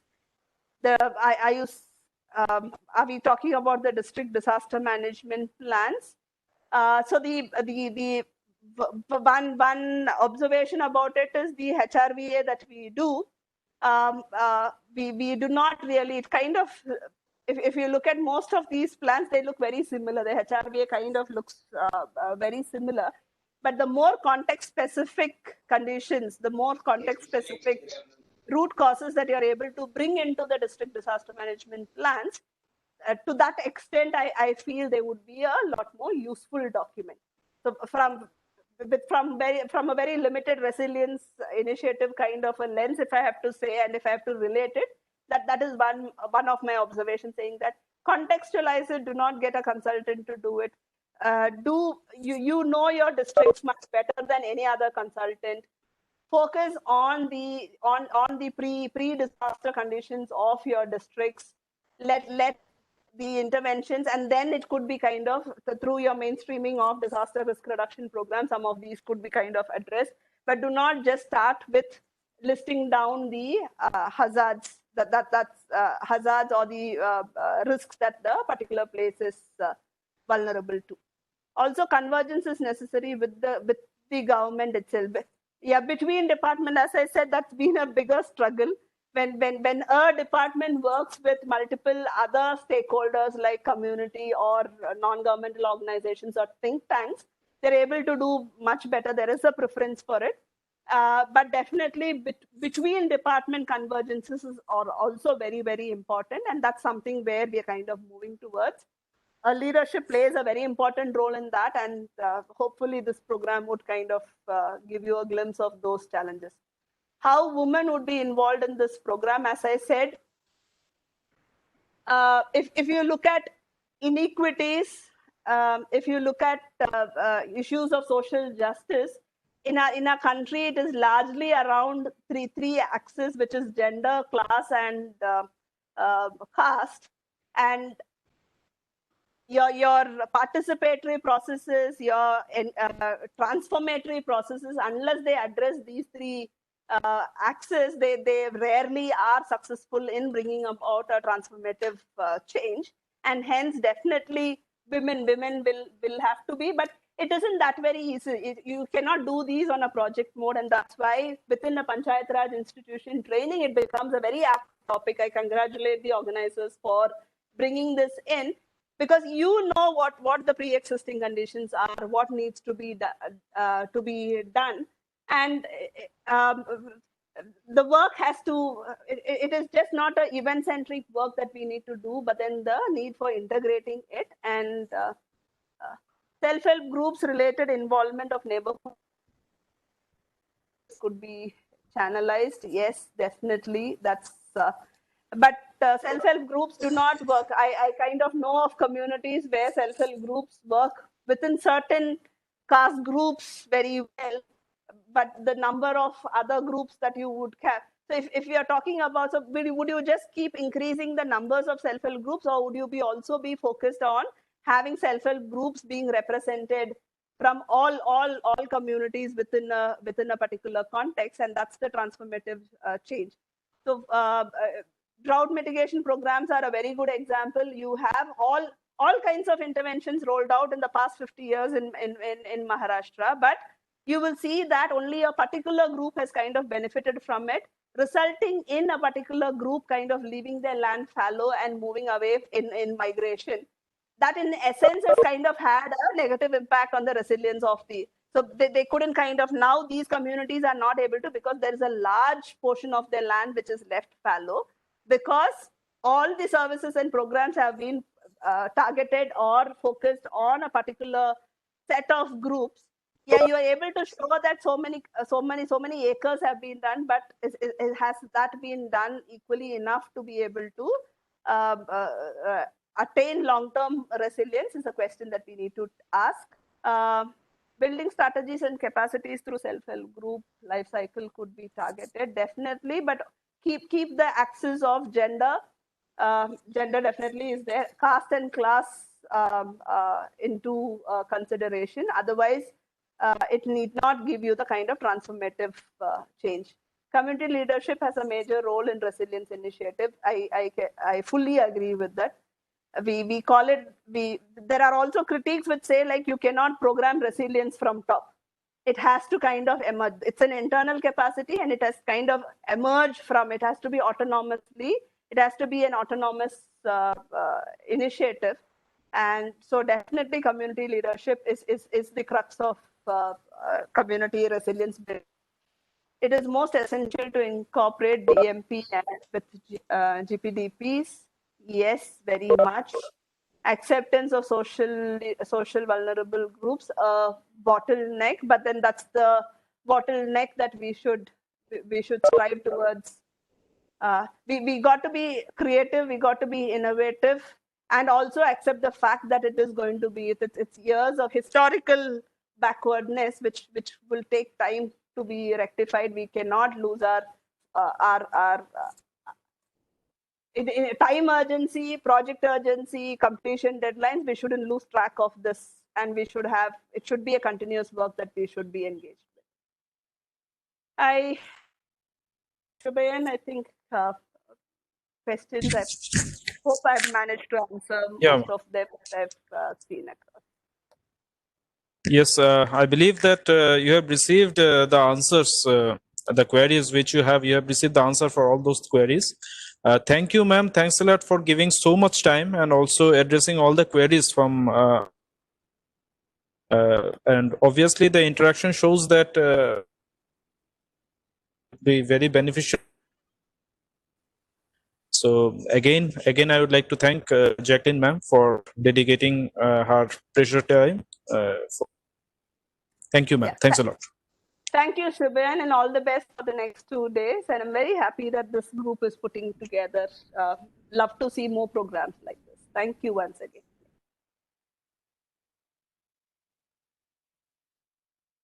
Now it is time for our second session. We have Dr. Deboshi Mukherjee, HOD, Department of is an alumna of Shantiniketan, a central university, and Vanas lies in developing blended learning models and ICT interventions in tertiary education. He has worked extensively in curricular design and innovative andragogy development, besides teaching and academic administration over the last 2 decades. His endeavor in earned him over 80 to his credit, include research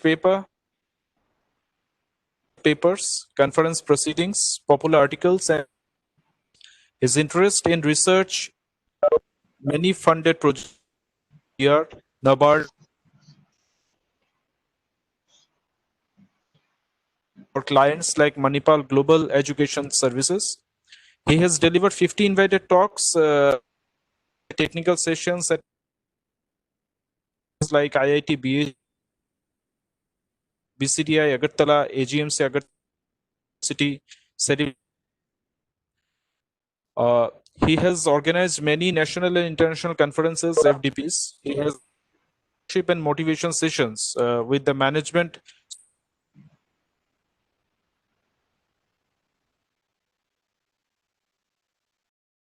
So, have him here. So, I'd like to welcome sir in this event, and over to you, sir, for the session. Thank you. Am I audible? Yes, sir. Yes, sir. You're audible. Okay. Let me share the screen first.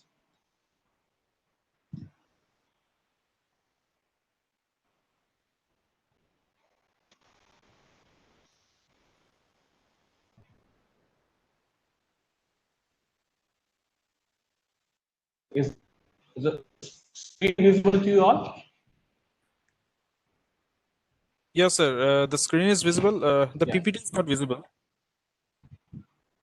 Yeah, now it PPT is is visible. not visible? Okay, fine. Now it is visible, Okay, sir. so thank you, Shivan. And I feel privileged to have been invited here today.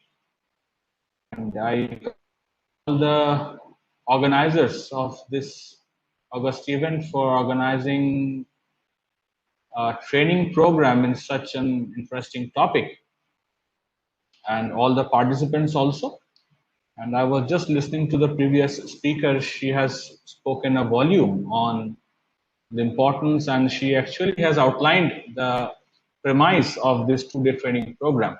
So, however, I'd like to concentrate upon the leadership component, which is very, very important today.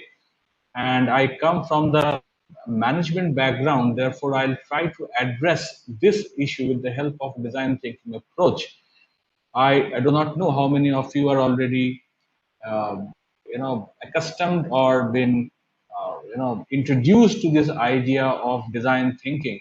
So primarily, design thinking was considered to be an approach utilized in the space of engineering design, product design, service design. But of late, this concept is being widely practiced in various other important domains.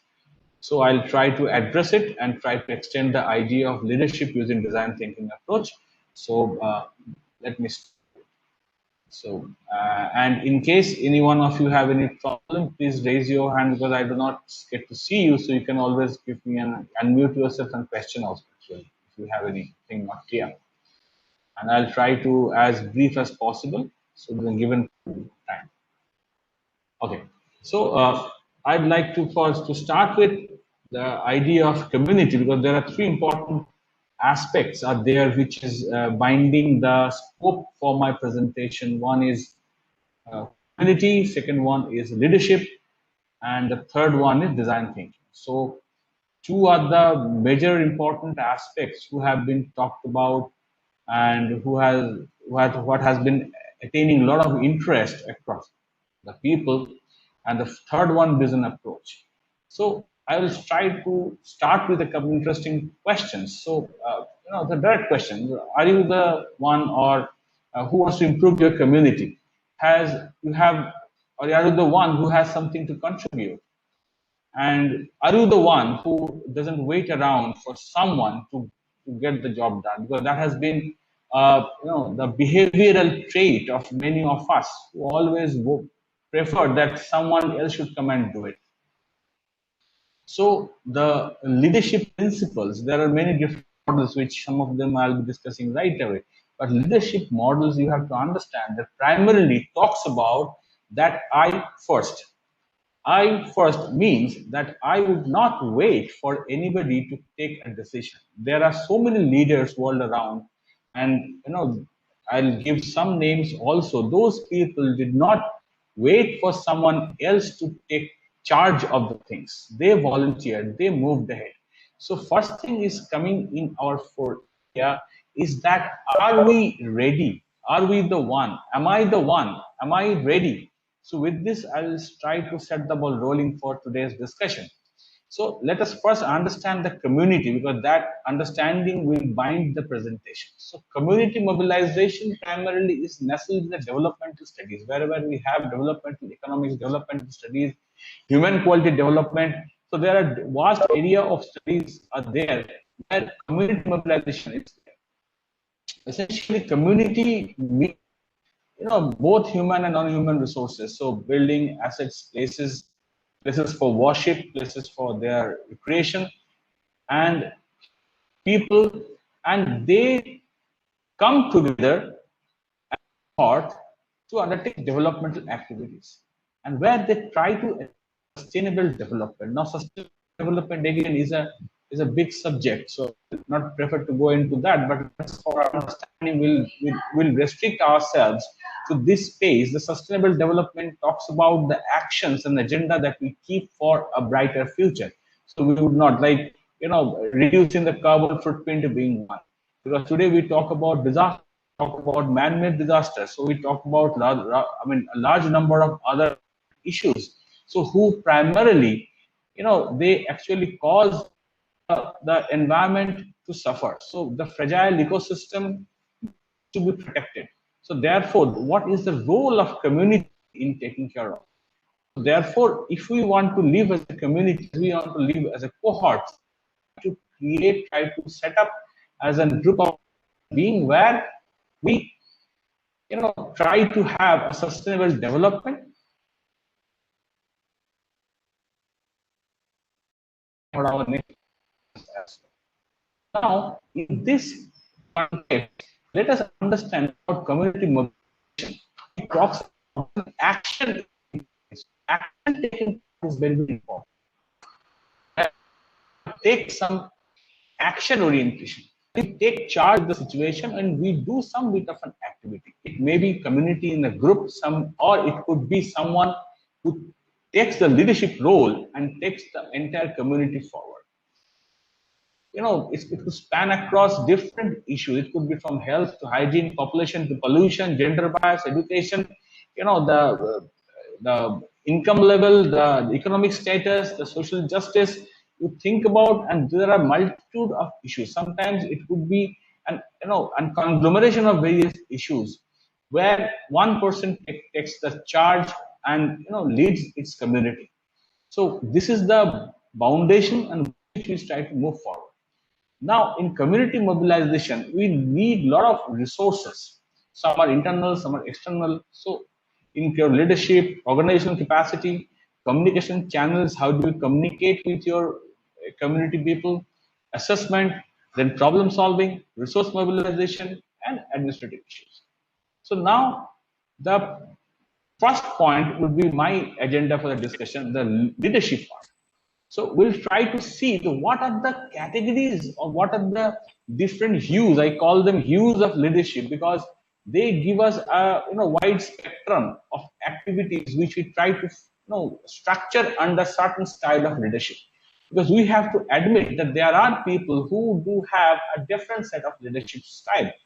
Some of them are very much team oriented, some are very much authoritarian, some are transformative leadership that people follow. So there are different, but I'm not saying this one is good, other is bad, but it depending on the situation and the kind of problem we are dealing in, they fall into the appropriateness of its use. So here we are trying to see in a very general surface level understanding about leadership. So you should see in this matrix, the major component that pops up, it talks about the support part. So therefore, a leader of any community has to support their team by way of their love and discipline. So you need to take care of your team member, at the same time you need to apply the rules. So now it can extend from the low to end, and here the love and affection also that are very much important. So these are the 4 important aspects. So if you are going with too much of discipline and less of love, you create an authoritarian setup, the very rule-based structure. And at the same time, if you can having a very lot of love and very lot of discipline components, so you can elevate people. So that means you are having a capable group of people who are supporting you. So therefore, you need to also have a solid understanding about the quality, about the capability, about the tenacity of the people who you are leading. If you are leading very juvenile and novice or naive people, so for that matter, you may need to exercise a lot of authoritarianship. You may need to exercise a lot of rules. You may need to train them, bind them like an armed forces, like our any defense forces. But if you are organizing, if you are doing a playing with a very creative team of people, and that point in time you try to exercise it to go for a rule-based structure, perhaps you would fail miserably. So therefore, who is a leader has to understand that his goal is primarily to support the member, support the team, support the cause, support the group, and thereby, and all members need to be aligned with the objective. So until and unless the leader is able to bring them on board, leader is able to bring the entire team together and connect them with the same cause, the objective will never be able to achieve. Like for example, I think many of you have seen that movie Chak De. I'm just referring to that Hindi movie. I do not know if the international students are there or not, whether they have seen that movie or not. So those who have seen, I mean, apart from the Bollywood impact, the best thing that came up, I mean, if you ask me, it was like it was not the coach, the hockey coach who has won the cup for the team. Rather, the players got to unite themselves. They found the cause, how they could connect, how they could bond together. And it was only as a leader, the coach tried to captain the team in such a way with a giving a direction. So there was discipline, there was love and affection. So it is complementary, a kind of complementary system where you try to bind the entire team together. And that's how I have tried to given this quote. The essence of great leadership is influence or authority. So therefore, there is a thin line difference in influence and authority, where it's your submission. Many times it happens that, if I'm trying to influence my community people, the first thing I try to exercise my clout over them. They may reject me, they may accept me, but they would surely accept if I try to influence their thought process. If I try to be supportive to their cause, I need to be reasonable, I should be logical with them. And gradually I need to perceive and persist with their modes. And that's how we can create an environment. Fine. Now let us quickly see the different hues. So you can see the matrix. Now you will see on y-axis, if you see the environment is one of the important features. That's how I told previously that it all depends the kind of environment you are actually playing, the kind of environment your business, your support, your actions are being taken care of. The situation may be one state may vary in the other one. The weather conditions may vary. The culture will vary. The administrative control would vary. So therefore, the entire leadership style, you will see, just look around and found that different countries, different states, they have leaders. Some of them are very much autocratic. Some of them, they are trying to create an homogeneous ecosystem. Some of them are trying to, deal with an heterogeneous system. So everywhere, there is a different hues you get, different colors of leadership. I'm not talking about political color. I'm talking about the essence. So therefore, if you see from the y-axis, we have highlighted the environmental part. So from bottom to top, if I could draw here, let me try to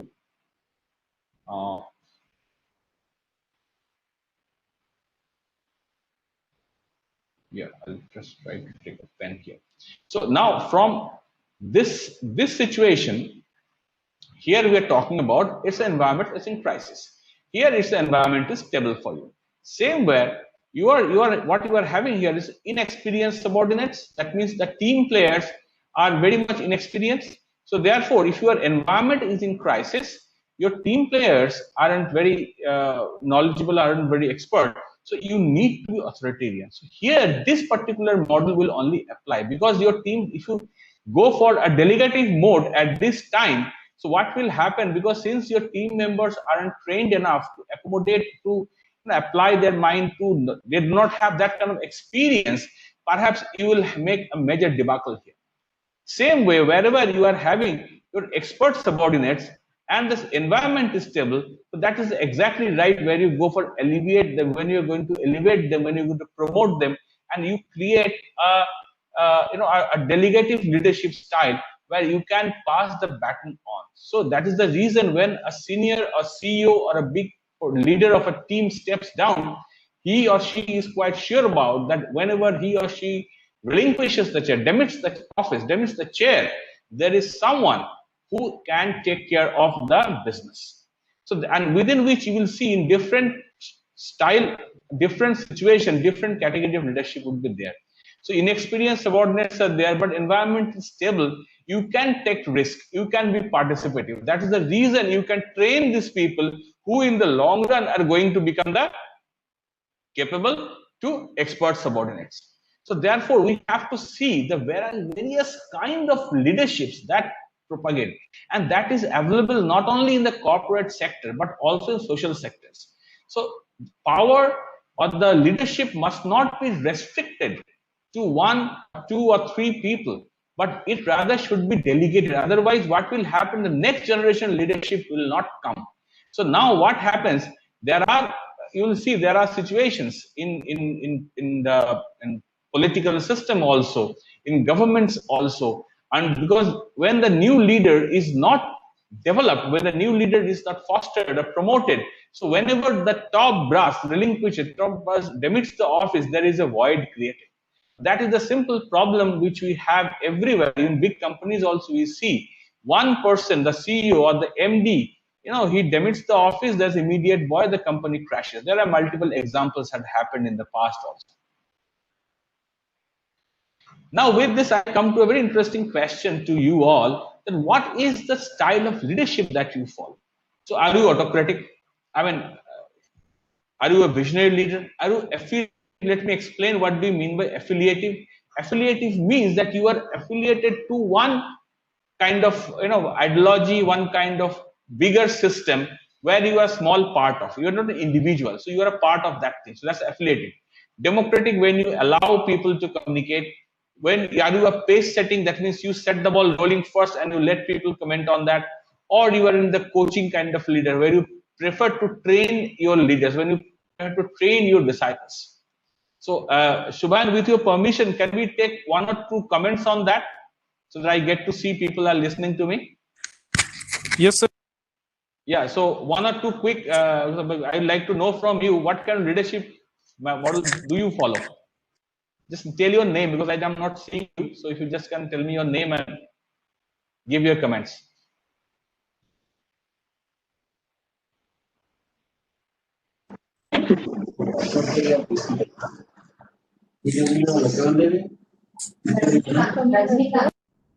Yeah. Participants can unmute.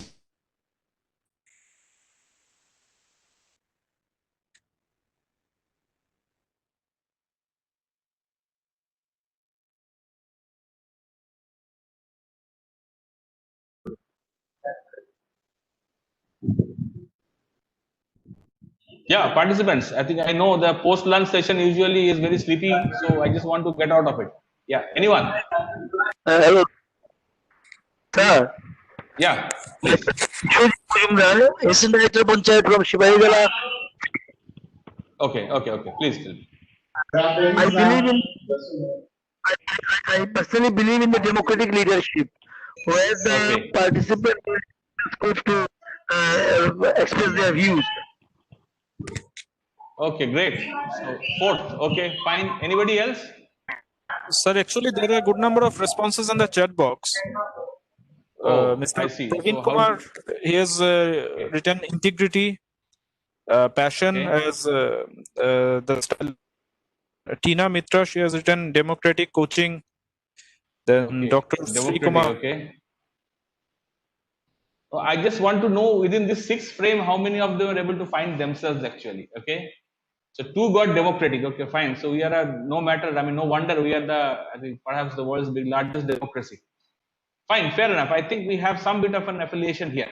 So anyway, so I'm just moving ahead with that. I'll come back to you. I have to take a couple of more answers from you. So, so now when we talk about community mobilization, there are many rather, but for me, there are two important people who actually had made this thing happen. One is Swami Vivekananda. So the famous quote, I hope many of us we have seen.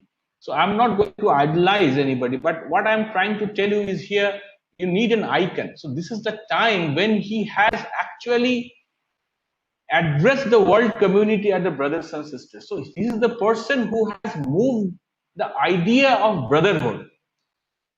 So the moment you try to connect with your community, and which is irrespective of caste, creed, gender, so you try to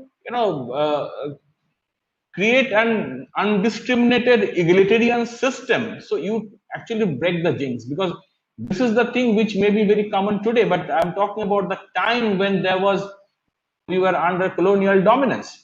So during that time, he did not wait for someone to do the honors. He took charge of the situation and he moved ahead, forged ahead. So this is something which one has to understand today when we talk about leadership. I could have given you a lot of examples of corporate leadership, but that is one aspect of it.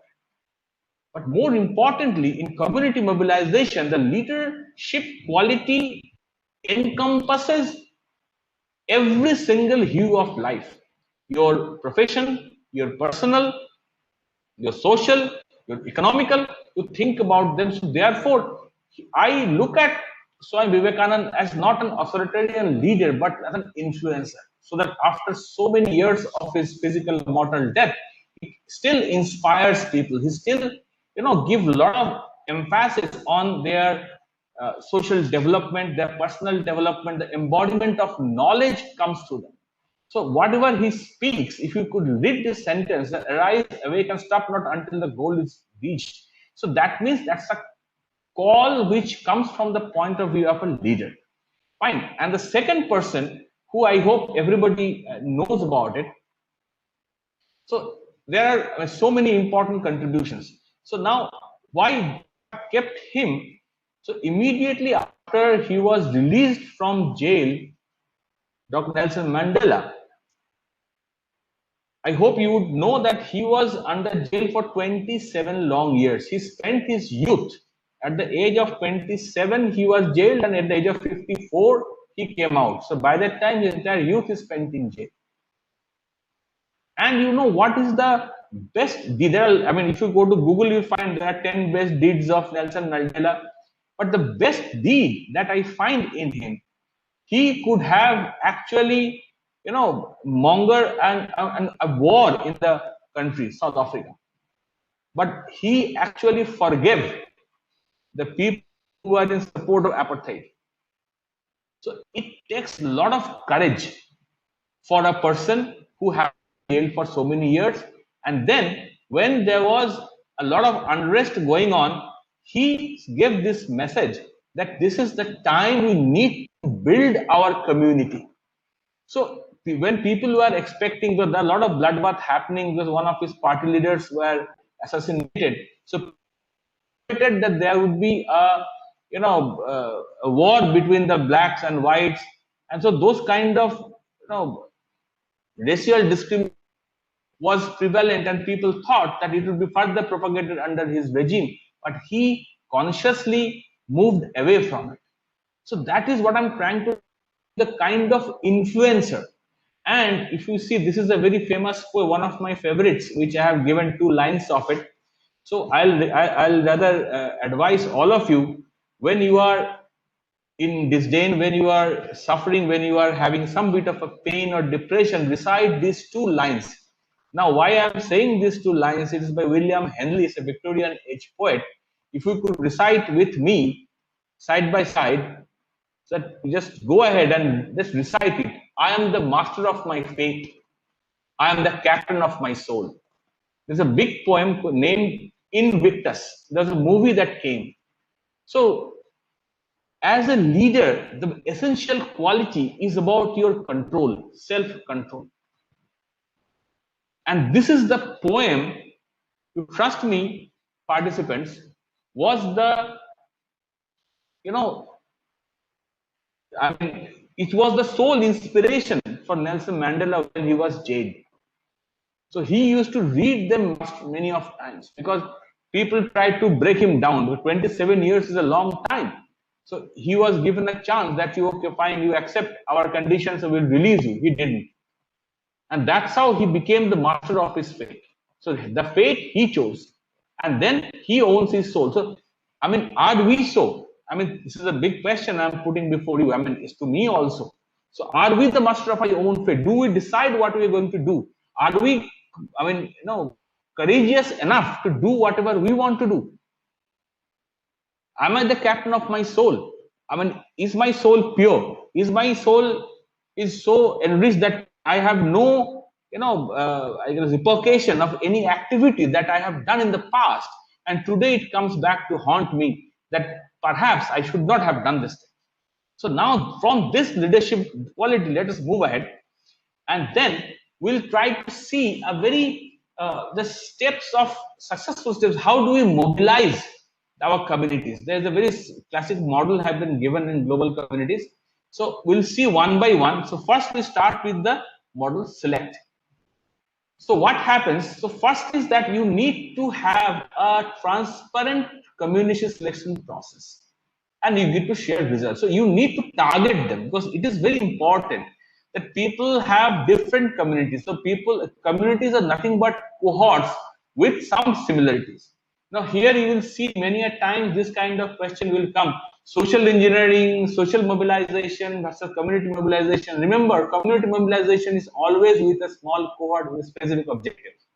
So therefore, you should be very, very clear and conscious about the kind of group that you are selecting to exercise whatever objective you have in your mind.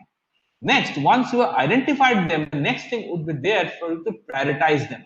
So now you are not the leader, if you are working with them, so you need to speak to community leaders and go for an assessment and find out what kind of needs they do have. This is a very superficial model I'm going to suggest here. And then I'll move to the next part. So now you need to have the preliminary meetings with the community leaders and enlist the support to mobilize community participation. This is very simple because many of you are there in the Panchayat system. I don't have to tell you because you are already championing this cause. But this is very important for us to know that what kind of activities, why do the role of design thinking comes. That is the place where we need to concentrate upon. So now once we have selected, we have targeted the group, prioritize the needs. When you have the meetings, assessment is complete. Now we need to go for coordination of program activity. What kind of activities we are going to do? It's a project, it's a training program, it's an action research, what kind of activities that we are going to do. And then we are trying to create those activities which are having a strong impact. And now we are going to allow communities and prioritize quick impact projects because ultimately my objective is to make some changes into the setup. Now here I'll try to show you one very important video which is a very important part of community mobilization. So let's see the video first, then I'll come back and we'll try to explain to the video content of it. So I'll request Shubhayan, please play the video for me. I'm doing. Yeah.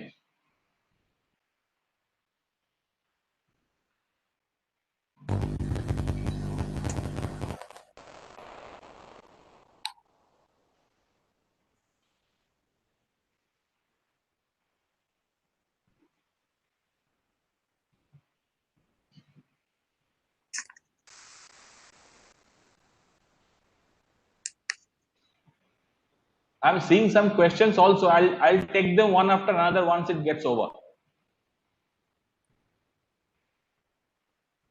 Yeah.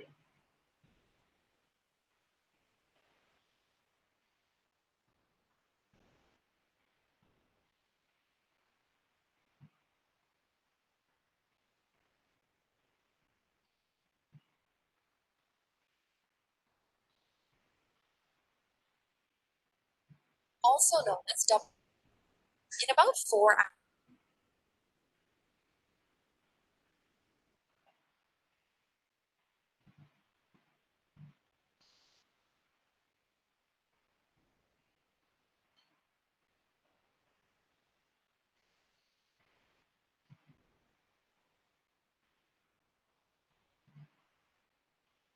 a.m. and pick up homemade lunches from their assigned neighborhoods, which are generally the same every day, using what's called devas, or Indian lunchboxes. After picking up the lunch, usually made by the partners, parents, or house staff of the intended recipient, they have until 10:30 a.m. to bike to the nearest train station. Over the next hour, they load all of the lunchboxes on the train.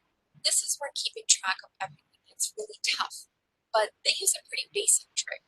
A vital part of their delivery service is a coding system, so the lids are labeled with letters, numbers, and symbols indicating where these lunchboxes have to be delivered to, who's delivering them, and the homes where they keep them.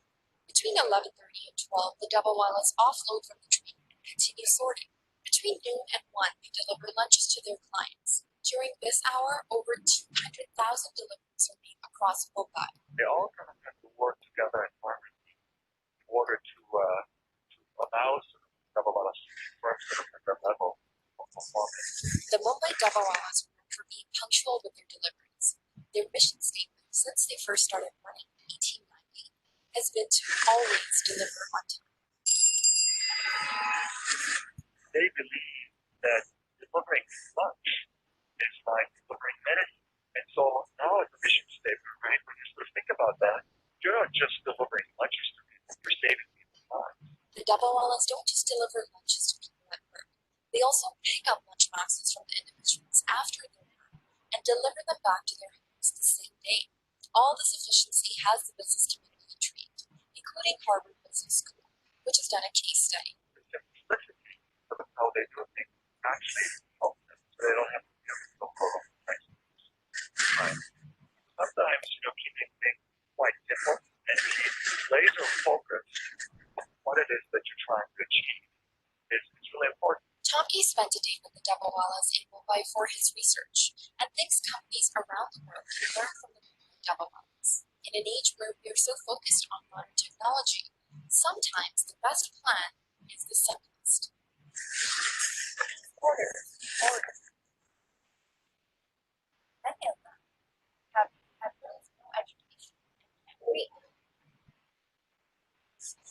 It doesn't matter what I'm saying, right? Yeah, I think it's enough. Let us quickly get to the topic. Okay, so just a moment. Yeah, so what did we see in this video? Yeah, so what did we see in this video? I think many of us, if any of the participants are from Mumbai, must be knowing that they are the people who started their journey 130 years back, still running today. Perhaps in the the community business model, in terms of community, this is the best example one could give. I think you will be seeing the best world B schools are giving this example. So why I am bringing this here? Because if you could look at the entire spectrum, entire cycle, you will fit in perfectly into this situation. There are 10,000 people whose livelihood is dependent on them. Now it is the understanding about the problem, the situation. I hope those who could not understand, let me explain it to you. Dabbawalas arrange for delivery of your food. They do not cook. That is being cooked by, let's say you are working in an office, your spouse is making your food. Now a dabbawala will pick up the food from your home without reheating. It will reach your place during lunchtime while the food is still hot, so that you can have the home cooked food. So this is the, it is the classic example of zero error, almost less than zero in a million. I think per million less than one error this system is. So this is the kind of movement. So the community people, it is done by a particular community people of Maharashtra. I'm forgetting the name. They come from same location, and 130 years back during the British period, They found that there is a problem of home cooked food.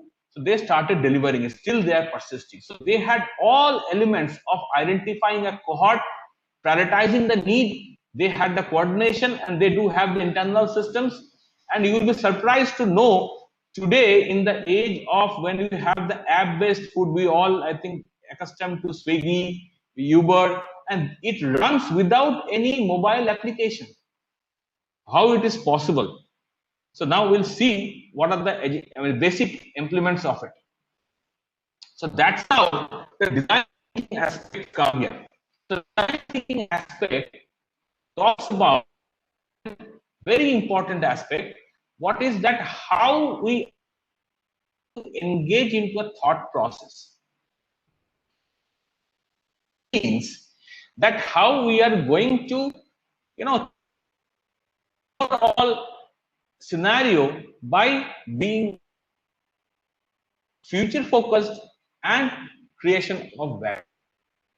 Now, design thinking mostly is not a new concept. Since 19th centuries, it was there into the industrial phase. During the industrial revolution, we have also seen it, that designs. But when it comes to solving a problem, when we start to think how could we resolve problems,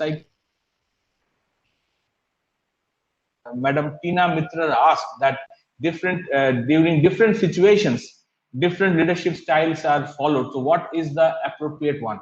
Let me tell you, ma'am, there is no silver bullet solution to the problems like this, because problem we can categorize in different setup. That is the reason where design thinking comes. Because if you have just seen the previous example, some people thought of it.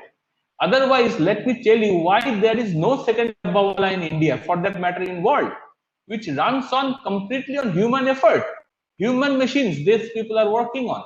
So they have actually augmented the problem, and they have lived with the problem and evolved with it. So what they could do and we could not is they could not manage to design, think the solution. So as you could see, the first phase, empathize. So empathy, that means feeling for the people for which you are working. That is the most critical part. And if you read more about the Dabbawalas, you'll be surprised to know it is just not the job. It is the way they treat this thing as their bread and butter, and they are working it with their heart on, with a white dress, with a Gandhi topi on, and it's the same tradition is going on 130 years. There must be something in it which is not present in other business models. 130 years without a computing device, without single dispute, one system is running, one community is growing, moving, flourishing. And that's only because it starts with the empathy component. Rest all will follow. Two important things which I'm going to tell you is empathy and the ideate part. And you need to define them. And if you fail to define a problem, there are situations. We'll just tell you that. So now, what is the major challenge here is that three important players are there in the ecosystem of your business or social society or your community. So now a design thinker tries to think. Now this is a very fallacy. You do design the thinking or thinking the design. So again, I think in the chat boxes you can leave your comments. I'll later on look at and respond to it. So design thinking or thinking design, which it's not a more to confuse the audience. Rather, it is a thought process that what I'm going to do, is it a one-time solution, or I'm trying to create an environment where every time I try to look at the problem from different perspective. Because if I am a leader, I should be able to solve the problem of my community, and thereby I need to constantly develop an ecosystem whereby I can create my able followers or disciples who would take my position in future to come. Fine. So there are three important aspects. So human phase, where we have desirability and inspiration, so we get inspiration from people.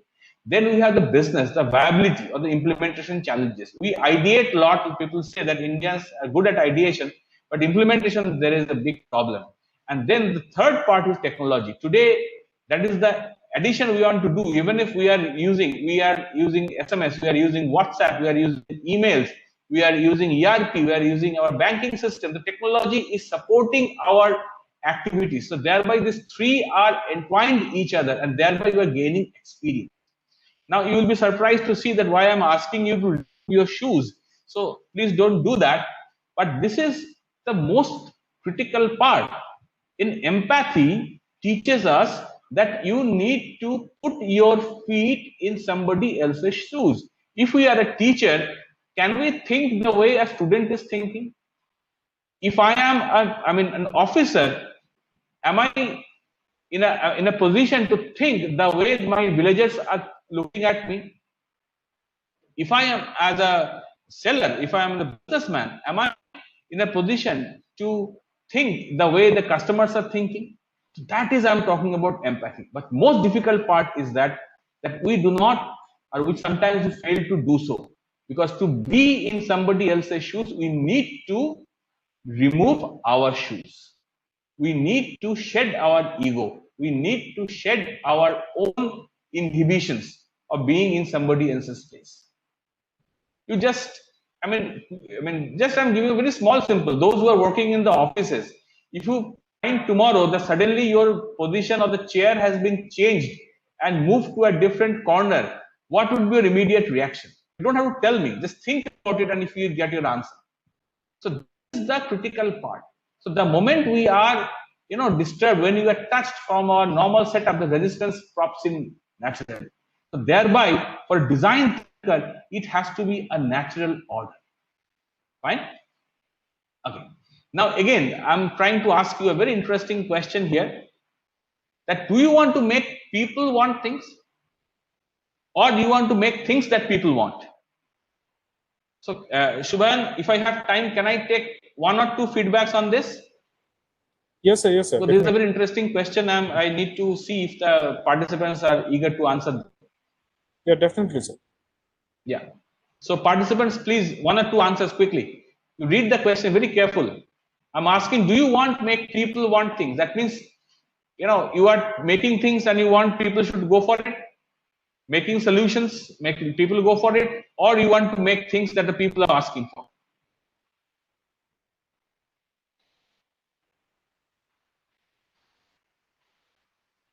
Is it a tough question? Or maybe I think you can unmute and you can respond. Sorry, the chat box, they're responding.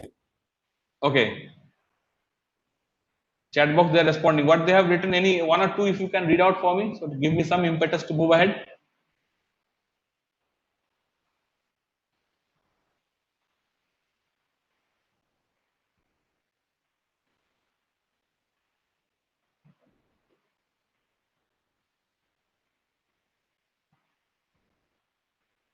Okay.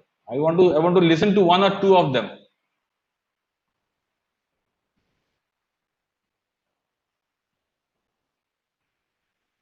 Anyway, I think I should go ahead. I think we are running out of time. Fine, fair enough. I'll see to them later on. Okay. So I have a lot of reading. I think the presentation gets over. So now let me answer these questions to you. So the first case we have, if you are making the products for the people, so you are actually in a speculative mode. So you are taking care of a lot of marketing, advertising, and branding aspects. So because you need to sell these products. Even today, Government of India launches a program. They create a lot of advertising, a lot of branding, pushing it to the people, gulping it down, anything that comes up. But then if you come back on the second phase, do you want to make things or the products or services people want? So if your answer is yes, so you are a design thinker. And that answer is a minimum viable product.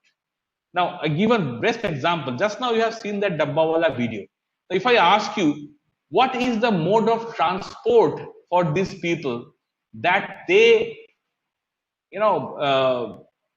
pick up your tiffin box from your home and deliver it to your office so that your respective spouses can have warm food. You will be surprised to know they go by Mumbai local trains. So thereby they are cutting on huge logistic expenditure.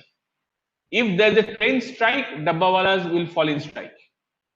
So this is the example of that, means they prevented a lot of unnecessary expenditure to come from. Now with this, I give you another classic example. Now how people are making benefit of it. Now there is a company called Parcels and Paper. So Parcels and Paper is started by a class 8 student, Tilak Mehta from Mumbai, who is actually trying to send or it's a courier company which sends products within the city within the same day or few hours duration. Again, he is seeking help from these dabbawalas. So actually, he made dabbawala his vehicle of transmission. Dabbawalas in turn go by the local trains. Therefore, he is saving a lot of money, lot of investment in logistics. So that's the way I'm trying to make you people understand what do we mean by making things people want. People wanted food, but they don't want to pay for unnecessary logistics. Therefore, what was the option available? I take a logistics which is running. Mumbai local have highest frequency in India, therefore they opted for that, and now they are getting the benefiting of it. So this is the way. If I am taking a leadership position, I need to always find and think what is the minimum investment I can extract the value for my people. Fine. Now, as I was trying to talk about, if your problems are ill-defined, we call them wicked problems.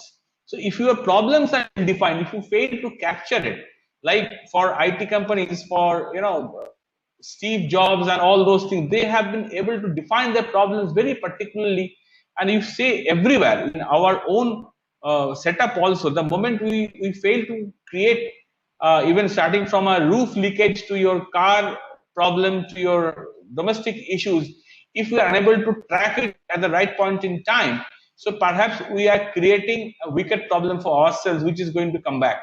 You are having a normal sore throat today and you ignore it, and you go and think that, okay, fine, I'll be fine with couple of home medication, I'll go for self doctor, then if something goes tomorrow wrong, so perhaps you may be having a, God forbid, more serious illness. So therefore, the wicked problem situations are to be ignored, not to be ignored and taken very carefully.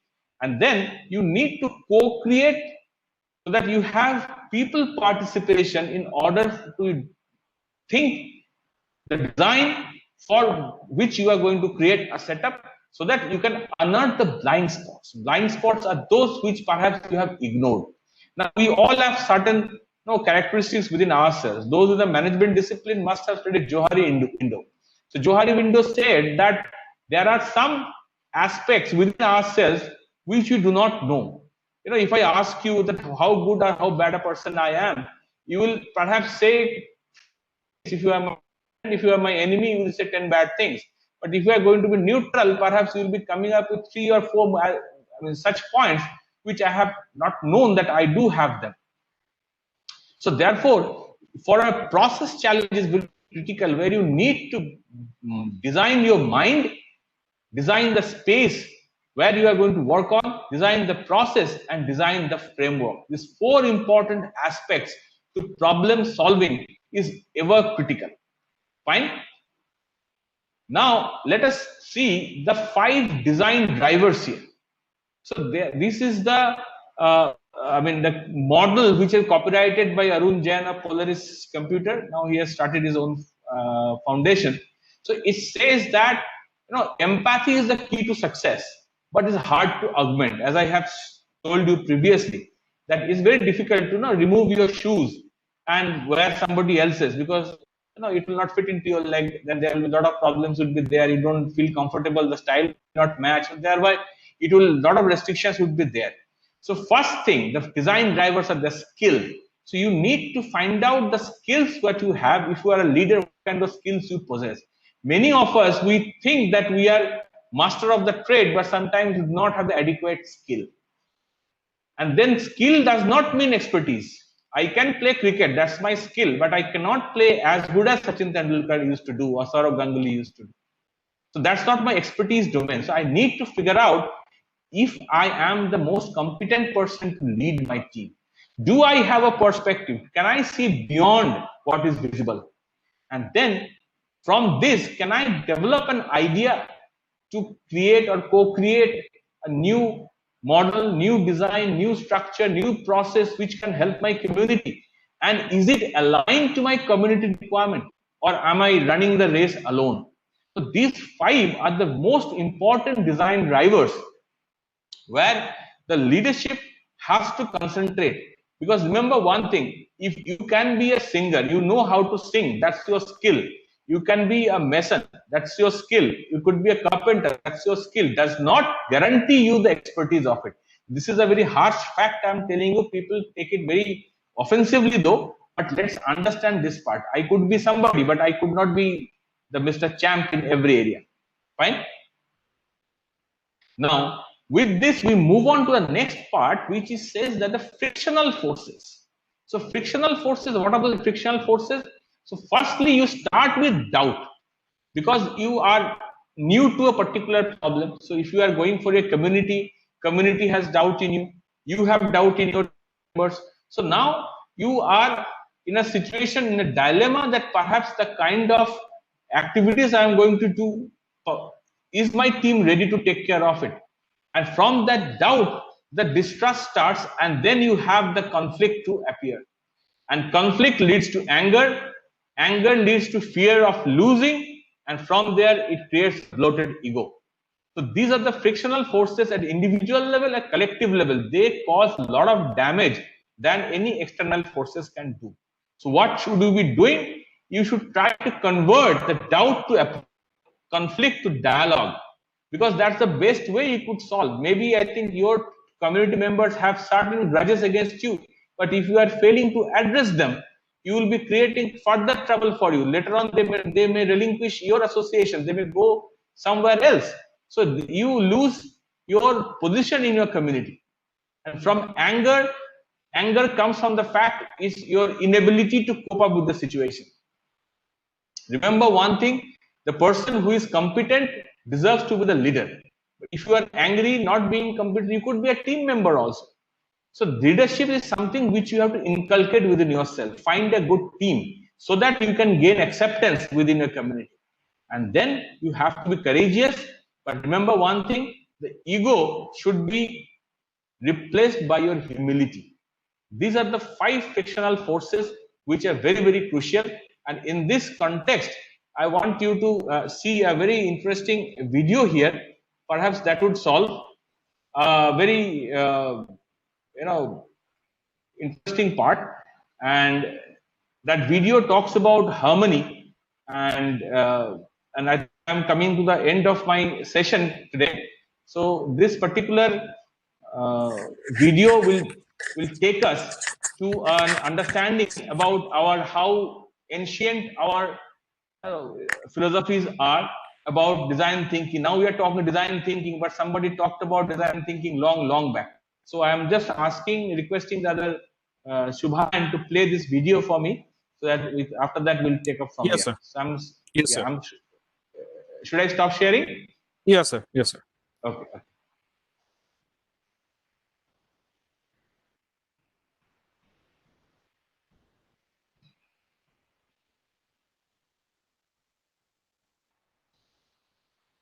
I believe it is visible. Yes.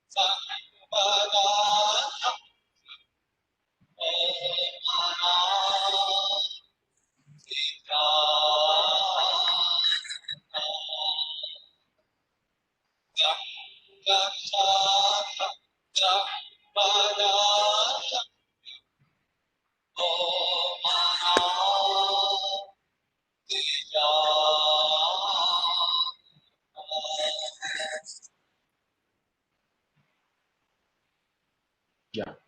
Thank you, Shivan. I'll just get back to my. Yeah.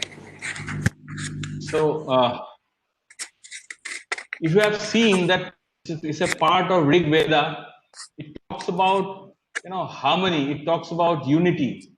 So actually, a Sir, your job of presentation is not visible. oh my goodness, how come? Acha, let me. Okay. Yeah. Is it now? Okay, sir. Okay. Yes. Okay. Thank you. Okay. So you have seen that we have our ancestors, our predecessors have deeply, rooted our belief, thought process into the harmony, into the community feeling, where we can have an unification, the call for unification, where intentions are clear. So therefore, if your objectives are there, when you are empathetic, so therefore there is no scope that your team members can go any wayward from the topic.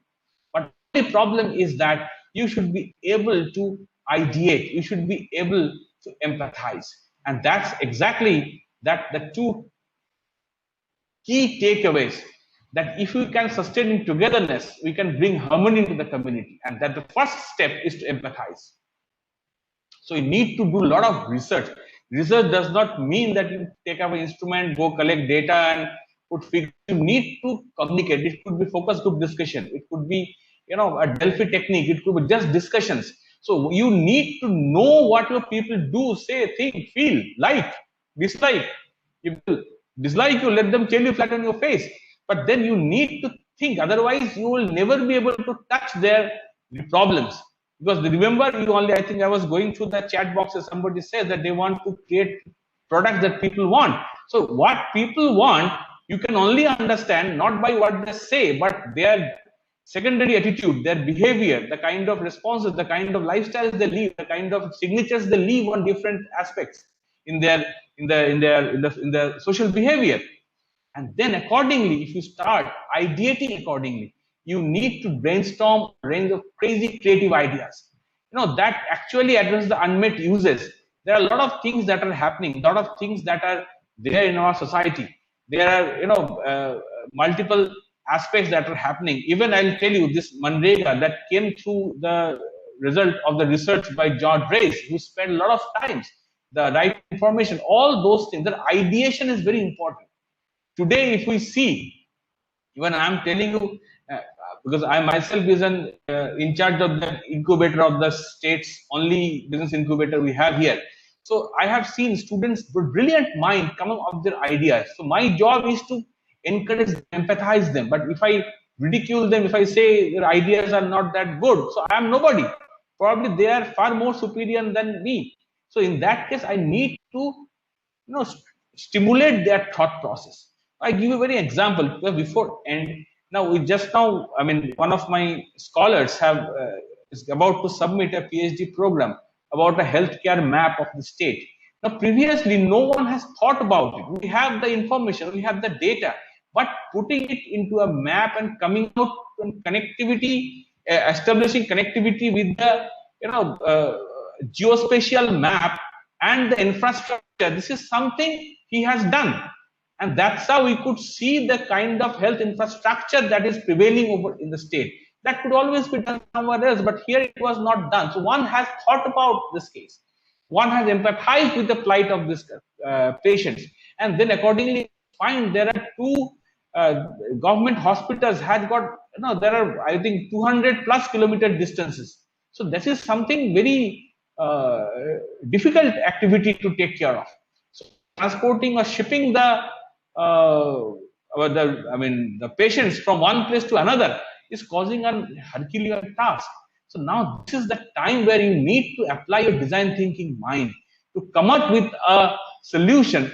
It could be crazy, it could be creative, but that has to address an unmet use or unmet demand, which you can identify. Fine. So with this, I conclude. So I'm ready to take your questions. Should I stop sharing this thing? Thank you, sir. Thanks for this insightful session. And I believe that the need for empathy, the way which you have explained, is the basic of a good leader. So I think the participants, I can find a good number of questions there in the chat box.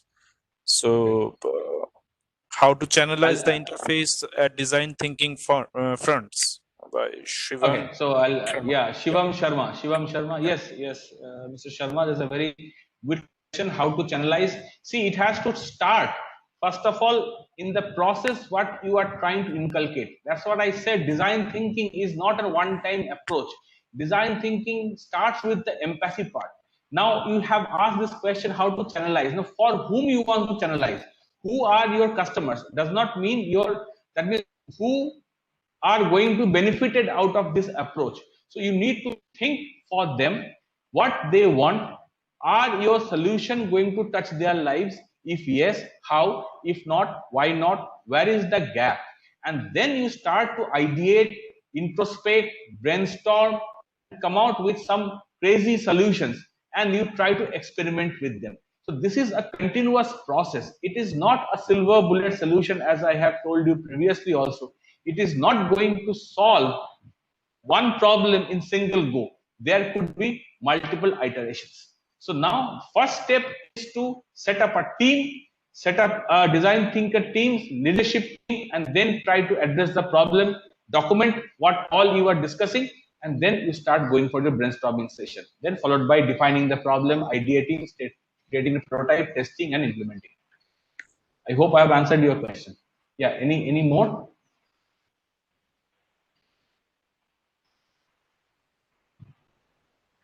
I don't see. Is there any other question or anybody would like to? No, sir, I don't find any more question. And I believe that during the course of discussion, you have already given answer to the questions which already got raised in the forum.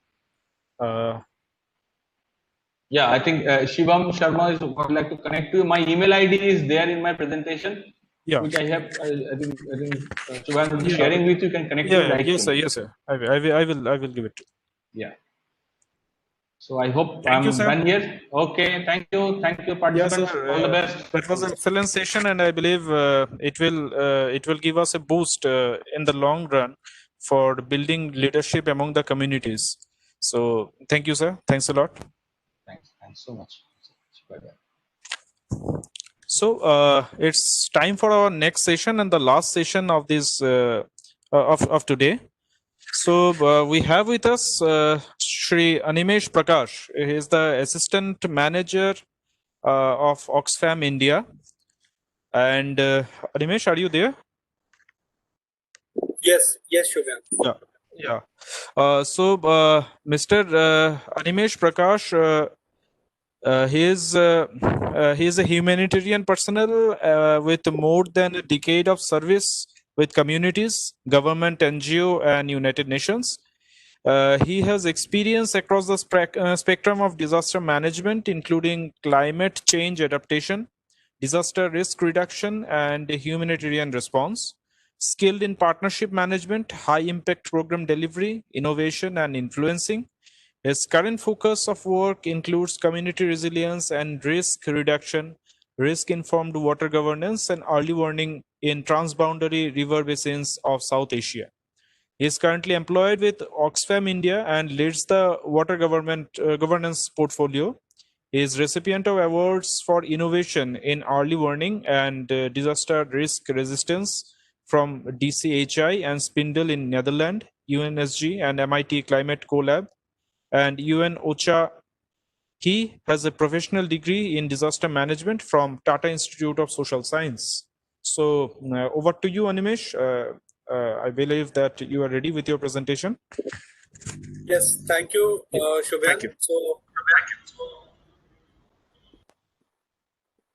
yeah, allow me to share my screen from here.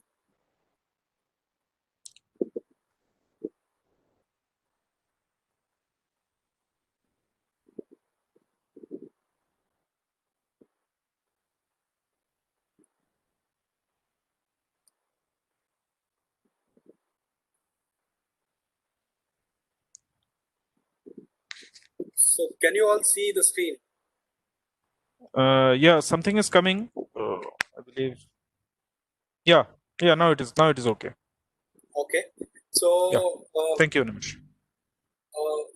I'm actually grateful that my talk was placed after Professor Jacqueline and Dr. Mukherjee. After these very engaging and inspiring presentations, my task has actually become easier.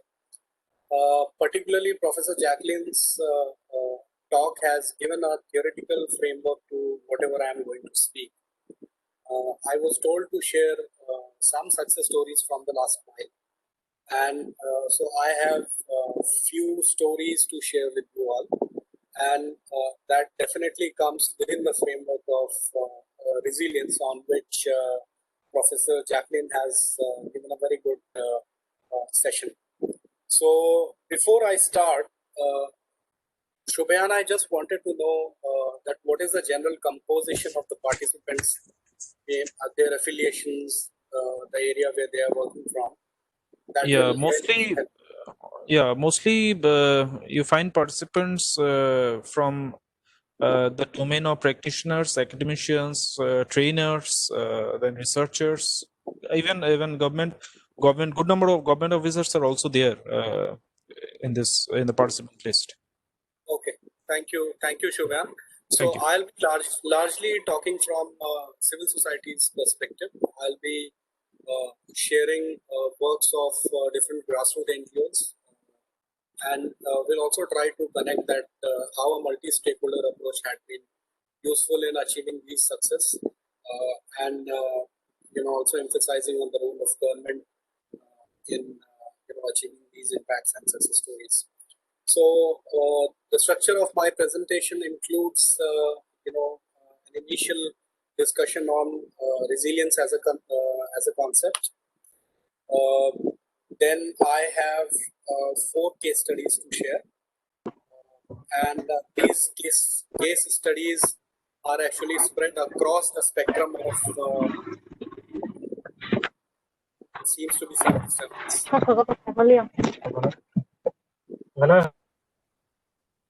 Yeah, so these case stories are spread across the spectrum of disaster management, spreading from humanitarian examples to DRR and then climate justice.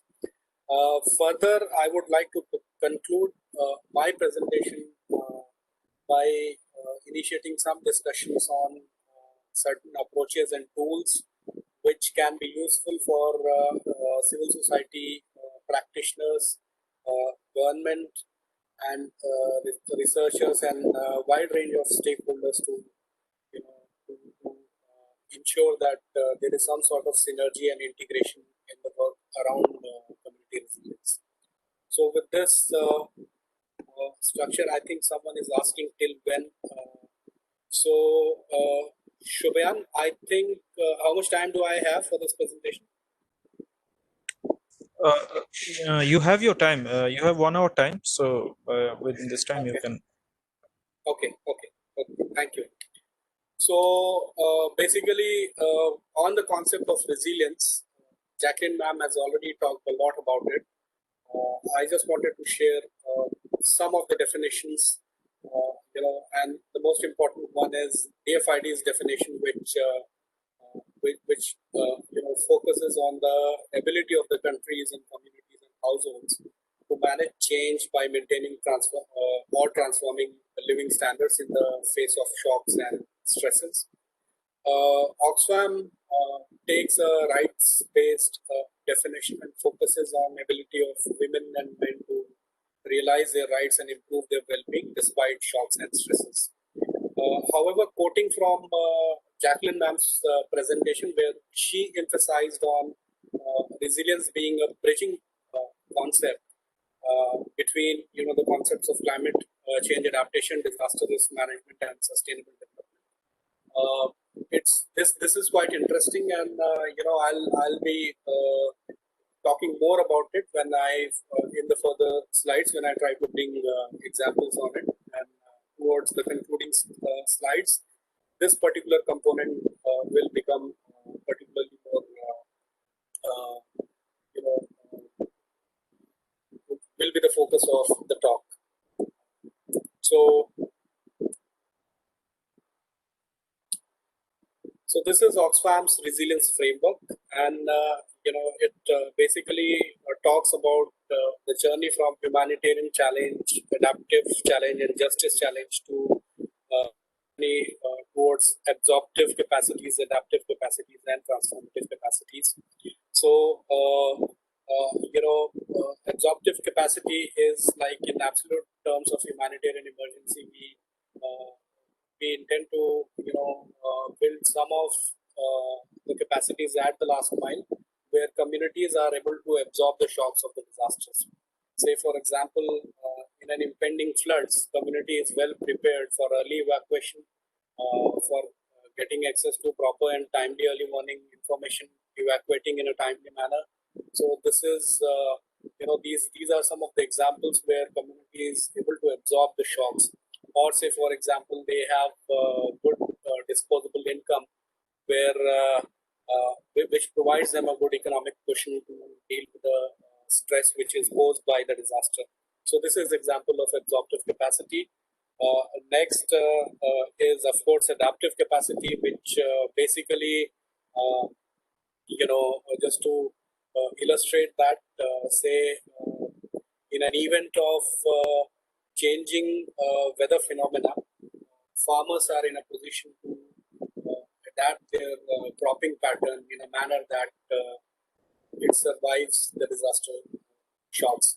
Say, for example, preparing a stock of, say, seedling saplings would allow farmers to immediately go for another crop in the event of crop loss during floods. Another example would be drought resistant or use of flood resistant saplings or species. So these are some examples, or maybe going for a diversified crop farming, which helps farmers to quickly shift to an alternative in times of inconsistent weather patterns. So these are certain few examples of adaptive capacities, and the most important which is also the emphasis of most of the work which we do in the community, is to bring transformational change in the community. And by transformational change, we mean that communities have capacity to bring sustainable change within their vicinity without much of the external support. So it is about developing leadership at the grassroots, where they are well informed about their rights and entitlements, and they know how to pursue those rights and entitlements, and then they start bringing social change through their own initiatives, and over a period of time they change the face of the development scenario in their vicinity for the good of it. So transformative capacity, of course, is I would say the more sustainable approach towards community resilience. We have already heard from Professor Jacqueline an absolute theoretical framework which also emphasized on the need of building transformative capacities as one of the ways towards resilience. Another aspect here is that it is not that if we achieve transformative capacity, we should not focus on the other two capacities, including absorptive and adaptive capacities. So it is not like that. Transformative capacity is the ultimate goal, and the rest of it is not required. So it should be seen more as a progressive and an incremental result towards which we should strive for. And the combination of all these capacities would actually help communities to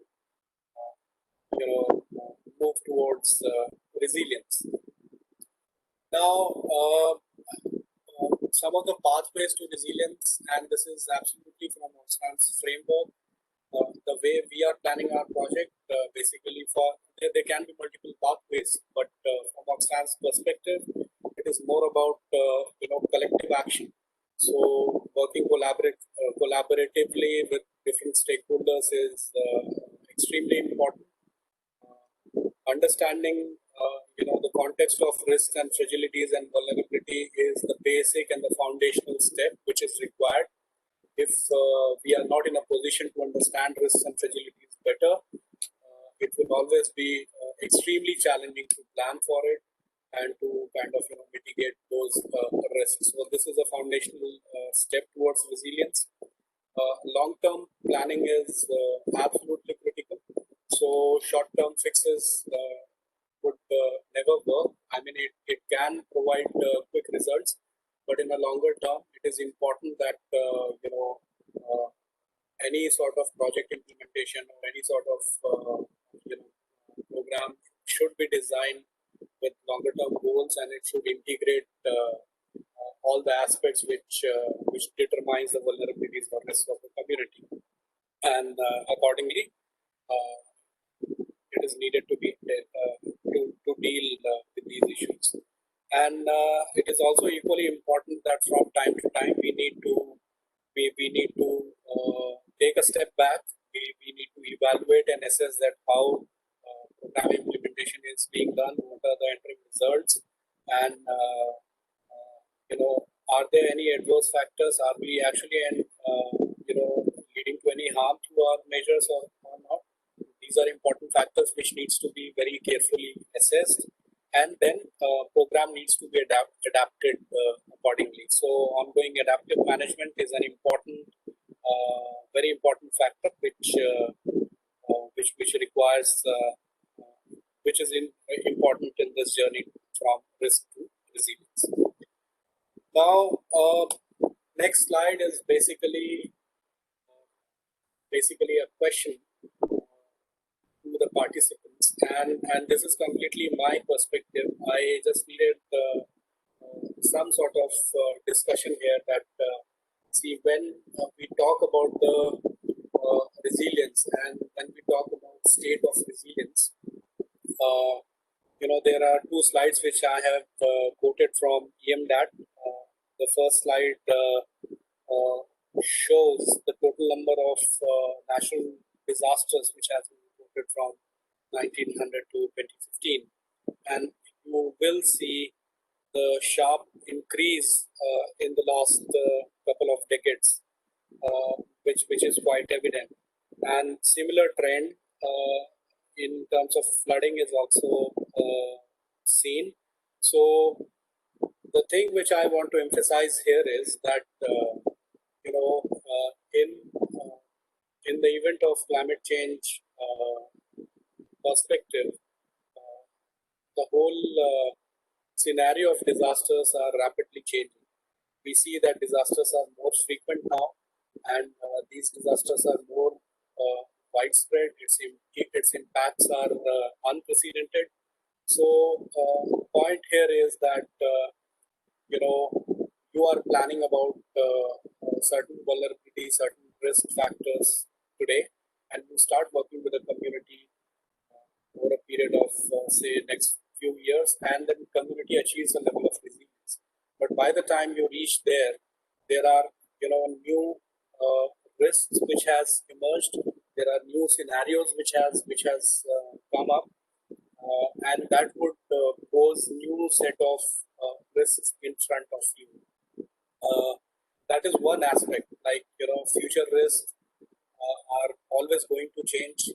Of course, you can do an analysis of trends and patterns and can do some speculation on what are going to be the future risks and all, and can prepare for it. But definitely 100% accurate accuracy in those simulations and speculations can never be achieved. So the point here is that, is the state of resilience actually a utopian concept? I mean, I just wanted to know your views on it, and I just wanted to bring another dynamics to it. And one is the aspect of future risk. Another aspect is also, I'll give you an example. Say, I mean, let us go a few hundred years before and imagine that you are interviewing some commoner in the 15th century or 16th century and asking him or her about the idea of a perfect world. Probably what he would say or define or explain that this is the perfect world would have been achieved, say, in the 1900s. I mean, whatever he would explain that you have ability to spend as much as you can, you have ability to read, you have ability to go to school, you have enough food to eat, you have safety, security, and all those aspects. Probably his explanation during that period of time would have been achieved after 200 years. And say if at the beginning of this century, say in early 1900s, if you ask another person about his idea of perfect world, he would define a perfect world which probably India would have achieved, say, in 1950s or 70s. So, the point which I want to highlight here is that people's perception of perfect world is also relative to where he stands currently, where he stands now.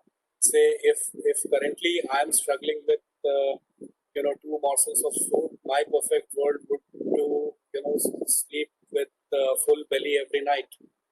So our current context also determines that what is our idea of resilience, what is our what is our expectation in terms of resilience. Another aspect I'll give you, let us look it from a spatial perspective, from a geographical perspective. Say if you ask someone in Bihar about his idea of a safe environment, probably what he would explain is already there in the state of Sikkim. Or if you ask someone in Uttar Pradesh about a safe and a resilient environment, would already be there in the state of Kerala. Or if you ask someone in Kerala that what is your definition about about a safe, secured, and resilient community, what he would explain is probably would already be available in. So what I'm trying to say is that there is relativity when it comes to concept of resilience, and if you achieve one target, if you achieve one level, there will definitely be another target which will come in front of you. So it is when it comes to resilience, in my understanding, it is more about a dynamic process. It is more about progressively improving towards the next best level, and these will keep on coming. And it is not always that in your process of pursuing resilience, these levels will always be an upward movement. We have seen COVID. None of the governments were prepared for it, and it has brought countries significantly down several notches when it comes probably economic impacts of the pandemic or the livelihood impacts of the pandemic. So it is not only taking a step forward, but there will be external scenarios, external conditions which will push you back also when it comes to resilience. So what I'm trying to say here is that if you talk about the state of resilience, it will forever be dynamic. And when you are planning about a resilient program, you will have to say that you will have to definitely define that resilience in what context, and that is very important. Say climate resilience, or say if you state it as disaster risk resilient communities, the two terminology itself would mean that your strategies would be completely different. If I'm talking about climate resilience, probably my time span of the project implementation should be at least 10 years. But if I'm talking about disaster resilient communities and with the relevance to a very specific disaster, say cyclone resilient or say flood resilient community, then probably my project time span would be 3 years, 4 years, or 5 years. So this is my opinion on it. Shubhayan, I would request that if we can take some of the suggestions or opinions on this particular aspect and in a audio format, then it will be really good, and then I'll move to the case stories. If there are few volunteers who can speak, then yeah, that will be very good, I believe, and I think there are a good number of participants who will be ready to speak on the topic. Give just their few, views. just few of their views, that do they agree, disagree. There's another Yeah. perspective of resilience which they think, and then I'll move to next slides. Maybe 5 minutes of a discussion. Yeah, that will be great. So it's a call for the participants. Please give your views, whether you agree or disagree with the points quoted by Animesh sir.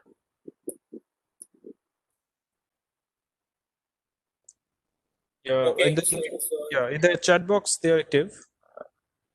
okay, I'm not able to access my chat box Yeah, as Mr. Shivam Sharma, he has written, yeah, agree. Dr. Sri Kumar, sir, he also explained that, yeah, agree with the statement. okay. Any opinion which we can hear from audience? We can hear. Otherwise, it will become very, monologue, and it would be good to communicate and Yeah, I think here we have good number of practitioners also here. So we like to hear from the practitioners too, their point of view. Yeah, Mr. Sharma, he has written context specify in terms of convergence with city developments plans. Okay. Okay, Shubham. So I think I think let us let us proceed with this. Yeah. These inputs in the chat box are actually indeed important. I'll have to go back after the presentation and have a read at it. But then again, it's good to know that few people agree on this opinion, this perspective. So the points which I wanted to establish from this statement is that when it comes to community resilience or resilience overall, definitely we will have the long-term measures are required. We need to look at the future risk and prepare for it and plan for it. That's an important factor. And at the same time, we also need to be prepared for some of the risk which overall pushes the community, backwards, and then also see that how they can bounce back better, and then they can cope better to these disasters. COVID pandemic is a perfect example of it, and it has created new sets of vulnerabilities for people, and it will definitely take a long time for us to cope. Going to the next slide. Basically, now I will come to the case studies and the case stories. So these are, some of the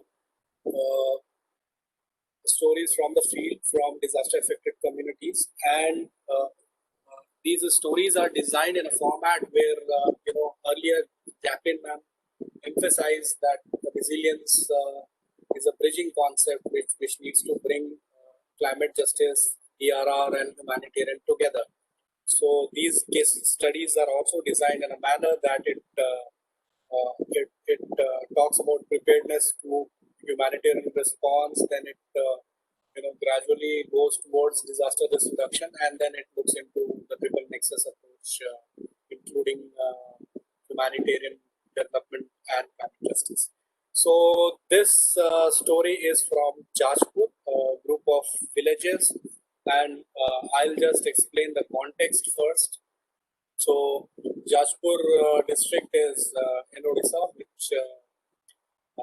which lies between Brahmani and Baitarni river basins, and communities have been traditionally and historically living with floods in these regions, and although the overall situation of floods have improved by some of the structural measures by the government, largely people are still extremely prone to floods, which is quite frequent. And this case story is about Jajpur 2014 flood, and most recently in 2020 also we have seen the floods, and that is why I have picked up this case study. So it is about the communities, building capacities of the community on various aspects of disaster preparedness, and this is a story from an NGO called Balishri, who has been operational in this region for a very long time, and they were investing on communities' capacity for a long time, particularly related to wash infrastructures. And one of their aspects was, there were various aspects to it: wash, livelihood, livestock protection, and other aspects of community-based disaster risk reduction. So one of the aspects was restoring infected drinking water sources immediately after floods. So in 2014 floods, we were just trying to assess immediately after 2014 floods that what is the response time by local volunteers versus external agencies. External agencies are those agencies, the humanitarian agencies, who come from outside and they set up their system and then they start responding to it. Like Oxfam is an external agency in most of the scenarios. We also locally implement, but largely we consider ourselves as external agencies. And agencies like Palishri and other grassroots NGOs are the local volunteers, and also communities are the first responders here. So our assessment showed that we picked up water source chlorination, which is a very important aspect of preventing disease outbreak in the immediate aftermath of a disaster. And the local volunteers, they started chlorinating from day 2 to day 15. And in comparison to that, we saw that external agencies, they started responding to that disaster from day 35th to day 45th. So there was a gap of around 3 weeks. I mean, in terms of lead time, local agencies were at least 3 weeks faster than the external agencies. And this gap of 3 weeks is actually life-saving. It makes difference between life and death. Of course, we saw that the impact of external agencies were widespread. It was on a wider scale because they were well resourced. Obviously, they come with a lot of funding and resources and things. But in terms of timeliness of the response, these communities were quite fast. Now, what helped was that Balishri had been investing in building cadres of local volunteers, and these cadres of local volunteers were working very closely with the last mile focal points, government focal points who are responsible for, in PHED department and other departments, who are responsible for maintaining water resources. So they were working very closely with them, and these cadres had been provided with some of the toolkits and some other resources which are required to disinfect materials and this worked quite well. And after that, since seeing the benefit of these aspects, their focus and their approach was to ensure that in their disaster management plans, they request governments to pre-position a list of equipments, list of items which will be useful for them in case they all are marooned. And these are like some basic medicines, some toolkits which are needed to repair hand pumps, chlorination, ORS, and things like that, which is generally there at public health centers and all, and Asha workers and A&M were quite proactive in that. So this is a completely community-led initiative where they help them to prepare, build their capacities in humanitarian response. Now in 2020, after 6 years, Jashpur, the same region, has faced similar kind of disaster, and it's been 6 years since then, and we have seen similar kind of trend and pattern in that emergency, and all these local volunteers are operating. Unfortunately, due to COVID pandemic, all the external humanitarian agencies are stressed with COVID response and all. So not much of humanitarian response has been initiated in that region, but there are local volunteers who are taking forward this initiative.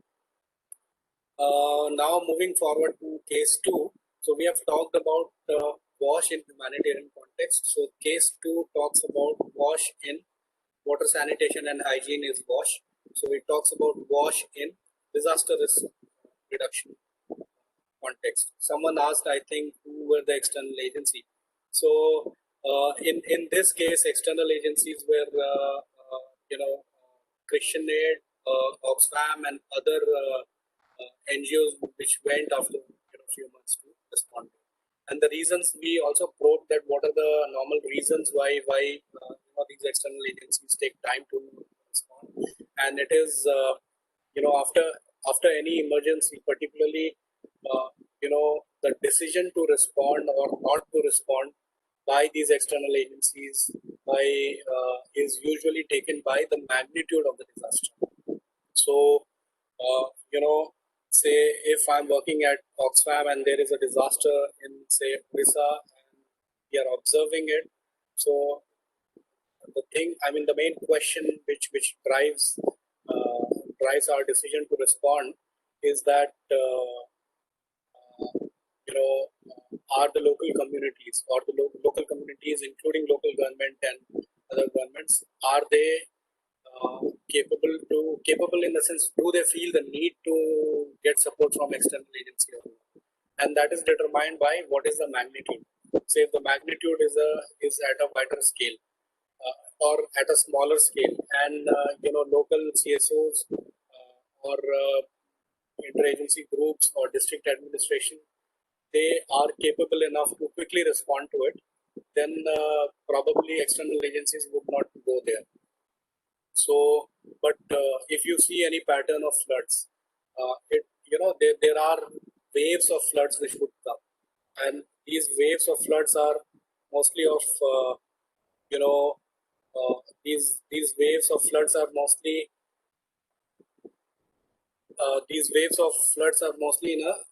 of a smaller scales. So say I say in a span of a 1 month time, one particular region have seen 3 waves of medium floods. Now these one medium flood might be within the capacity of local communities to respond, but if they are back to back 3 waves of floods, then its cumulative impact is quite high. So these were also other factors which forced external agencies to evaluate, and by the time they took decision, they mobilized resources, they did their procurement and all.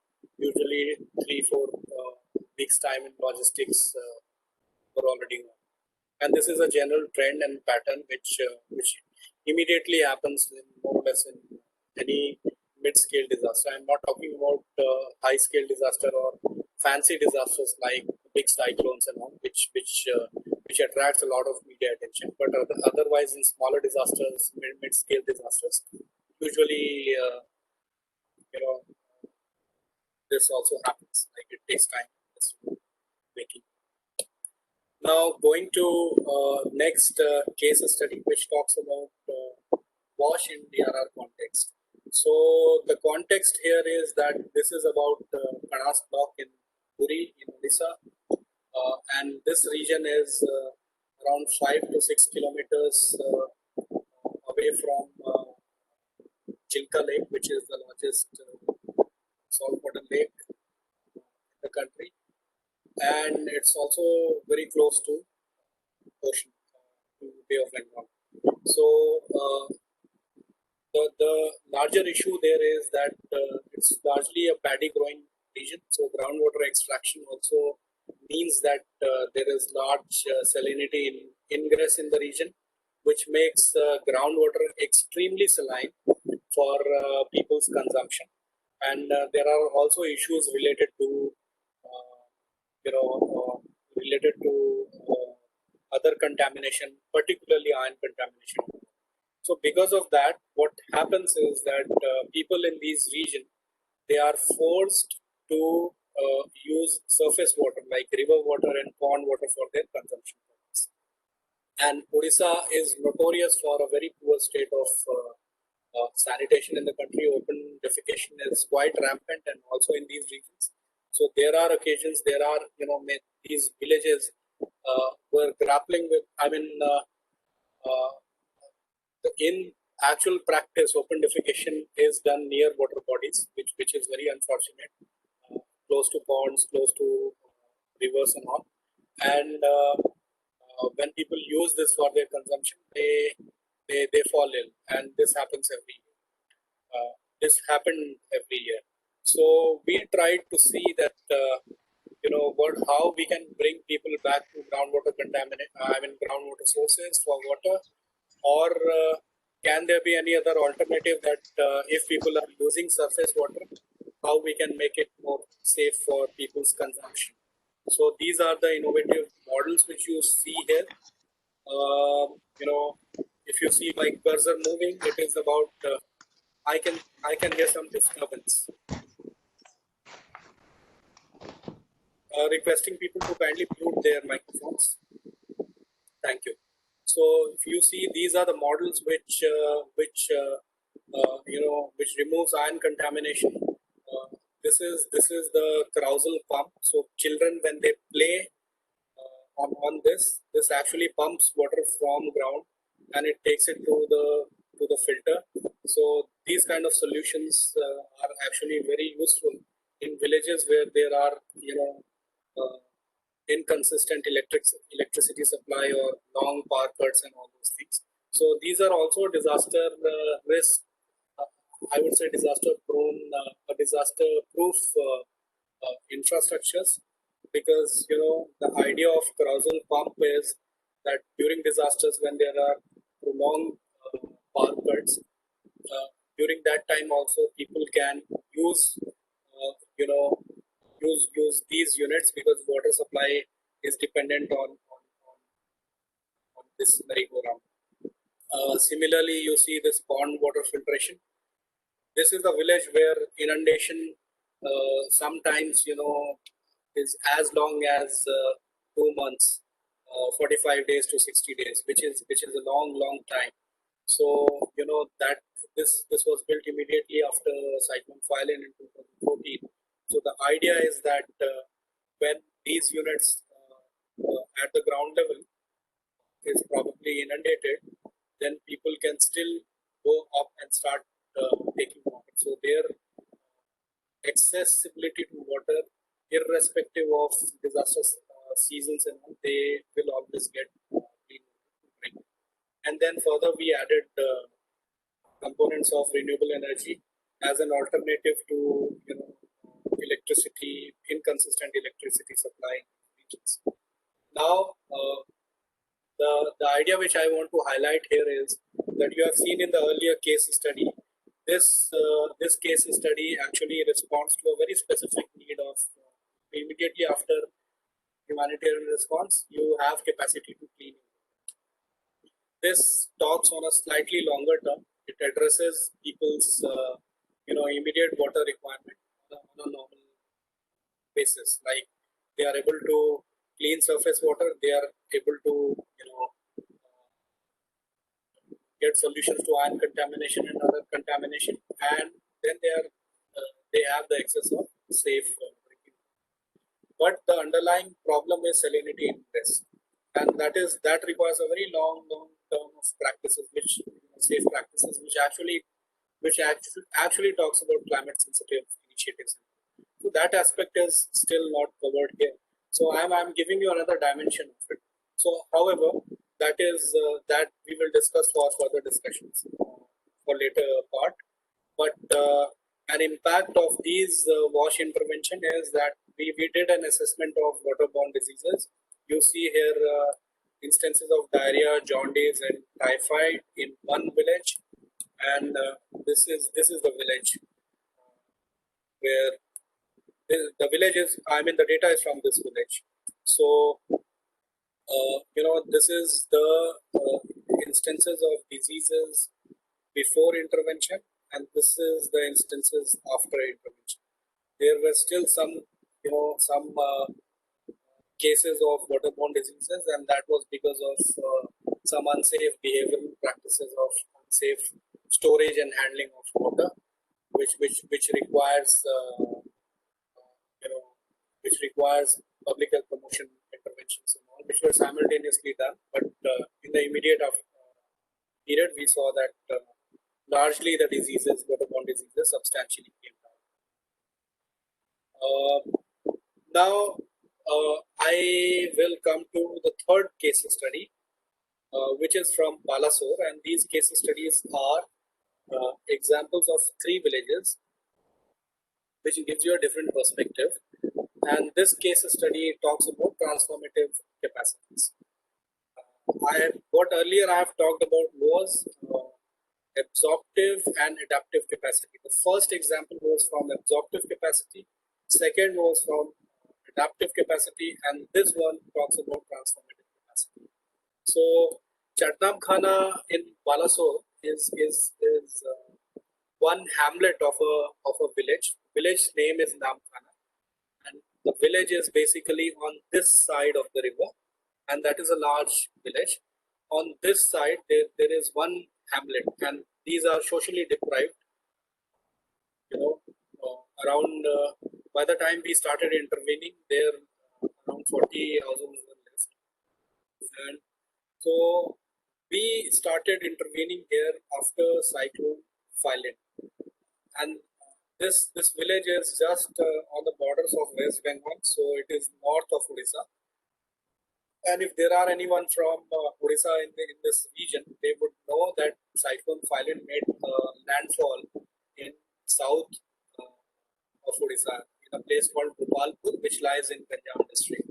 So Gopalpur became a very common name during cyclone Phyllis, and the media was mad about it, that it is going to hit. And after 1999 cyclone, we are seeing another cyclone of an equal magnitude. How it is going to respond, how the state will deal with it.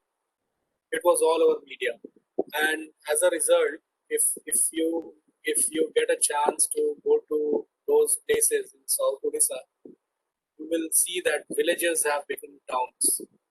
Such a massive development, recovery, rehabilitation efforts, money pouring in from World Bank, different agencies, Oxfam, SAVE, ActionAid, they're all in the field. There were agencies, donor agencies, DFID, local corporates, and all. Everyone was there in South, in Ganjam, South Odisha, and immediately after 2-3 days of cyclone Phyllis, the whole cyclonic storm, as it moved upwards, it led to heavy precipitation in Jharkhand, and that heavy precipitation led to floods in Subarnarekha and some other river basins in Odisha. So northern Odisha was also largely affected, and this village, particularly Chadnam Khana, was also badly affected there. All the households. So this picture shows you this is actually a tube well which was pulled. So, and the village was somewhere in the mid of the river. So all households were, overnight they were uprooted. People didn't get even minutes of time to evacuate. Thankfully, there were no casualties, but they were sleeping, and they saw that river was actually flowing through their beds, and they just had enough time to take their children and just move out from there very quickly. So they all were kind of shifted to camps, their houses, their land, their all assets, everything was gone. And compensation from the government was meager 5,000 rupees for cash support. So people protested, and they protested saying that this compensation is sort of insult. Why there is this kind of discrimination being done? If people in South Punjab, they have lost their houses, they are getting close to say from World Bank support was around 2 lakh rupees for their houses, for Pakka houses. So if they are getting that kind of support, why are we being given peanuts? So that led to some sort of agitation.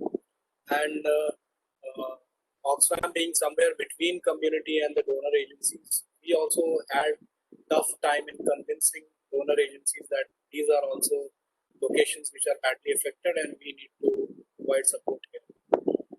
Some initial support in the relief was provided by agencies including DFID and others, but related to recovery and rehabilitation, there was not much of the support which reached them.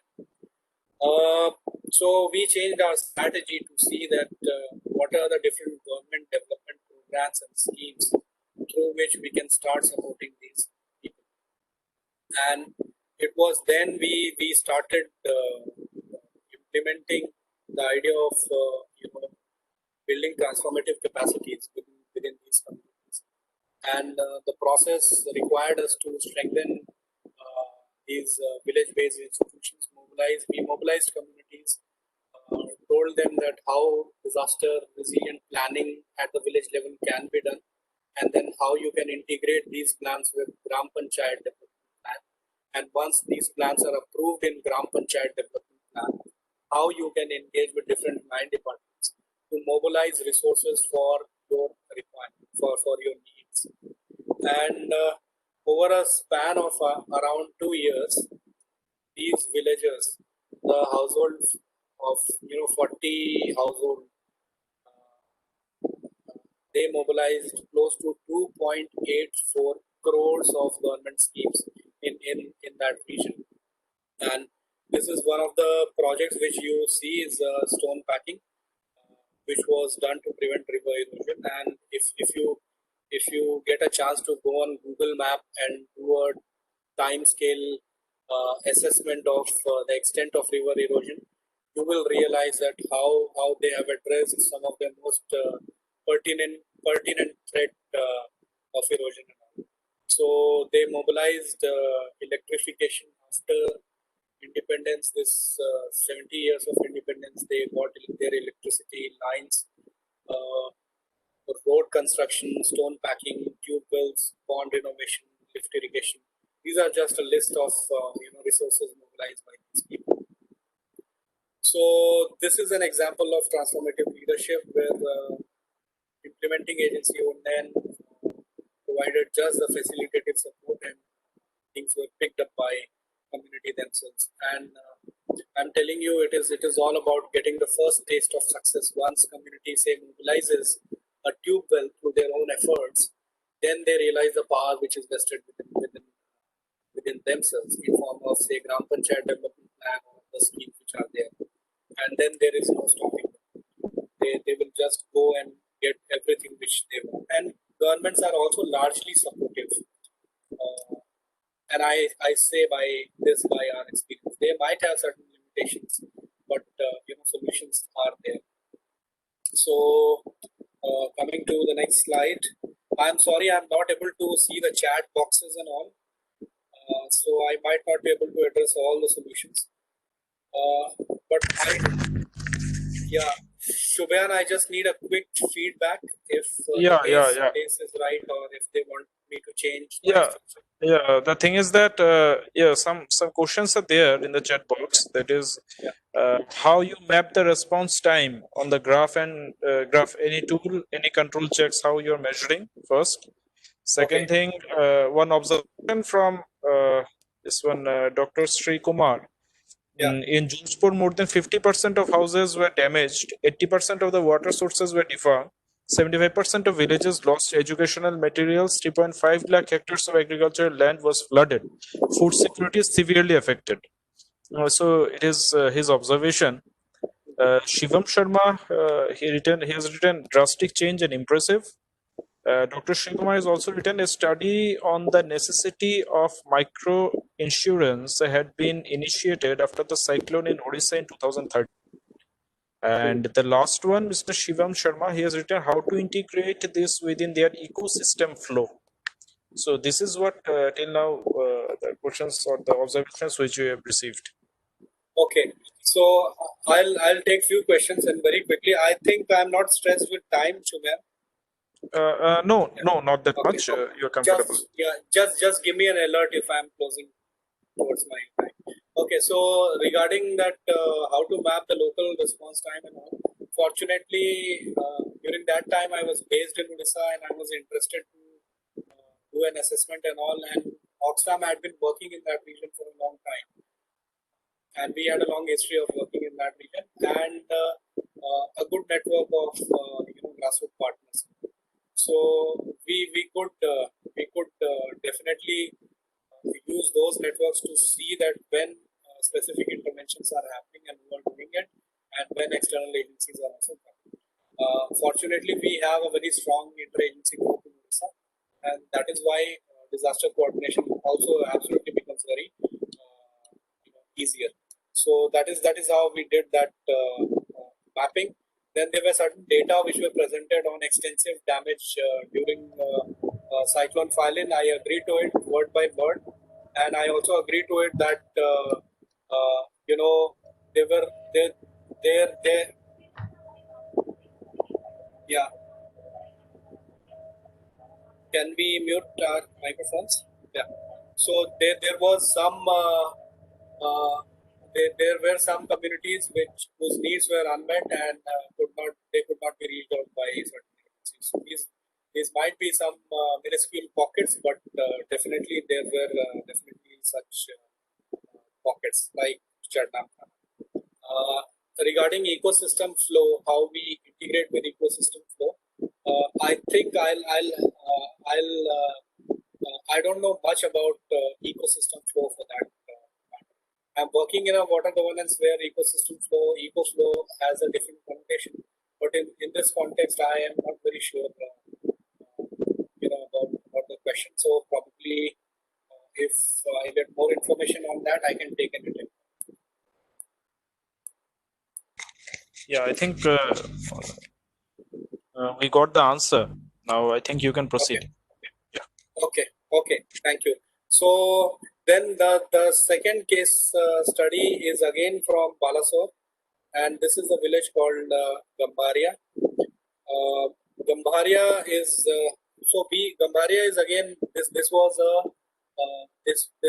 again a hamlet and not a village, and hamlet of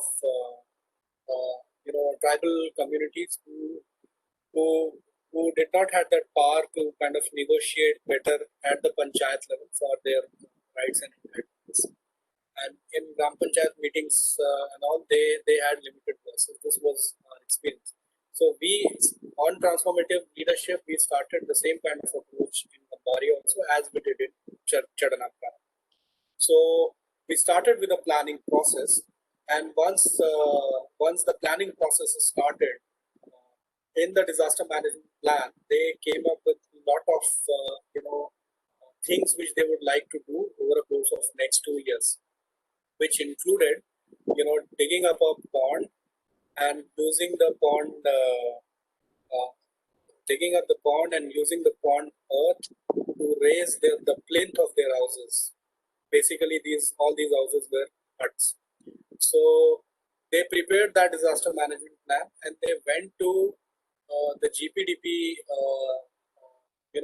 went to integrate it in the GPDP thing. So in the Gram Sabha meeting, they were told that they are residing in a forest land, and that is why none of these plans can be integrated.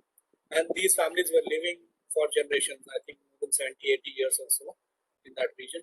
So, I mean, we had an expertise of working in disaster portfolio only, and we were not an expert in Forest Rights Act and other things.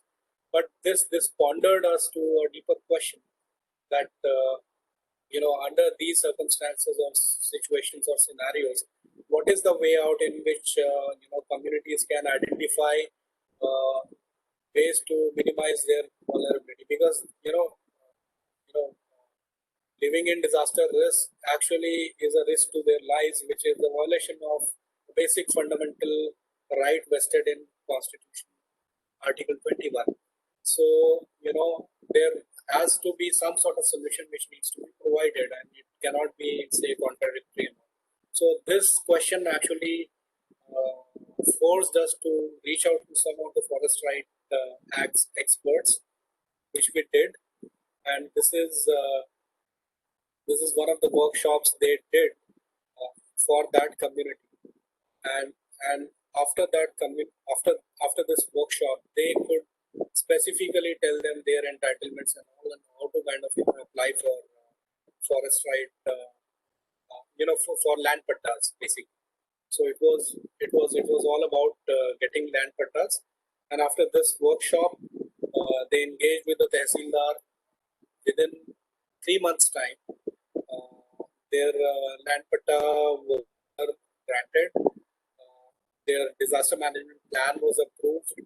They could go as per their plans. They had a pond. They could raise the plinth of their old apartments, and then all of these families then got Indra Awas Yojana in the head. They got these houses, and these houses were built on the raised plinth, as was discussed in the village meetings.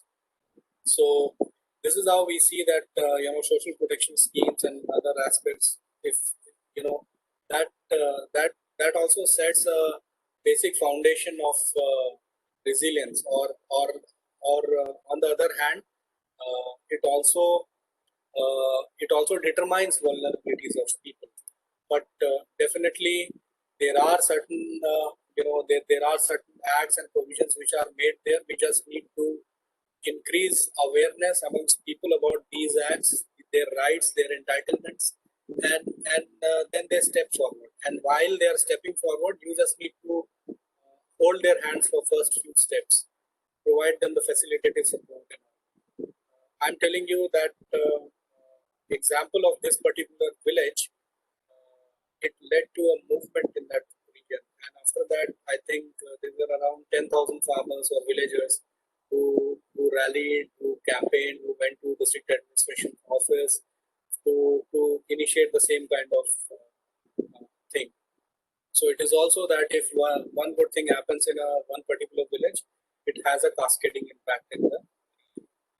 So this is another example about transformative capacities. Third village, I'll not go into a detail of it, but this is again from the same region, Tripura. And the red one is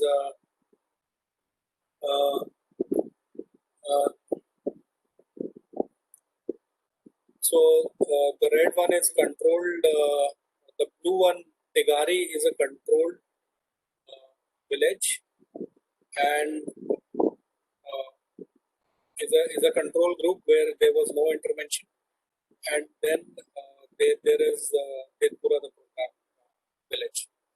So basically, in level of so we did a trend of disaster impact over a course of 3 floods from 2007 to 2015.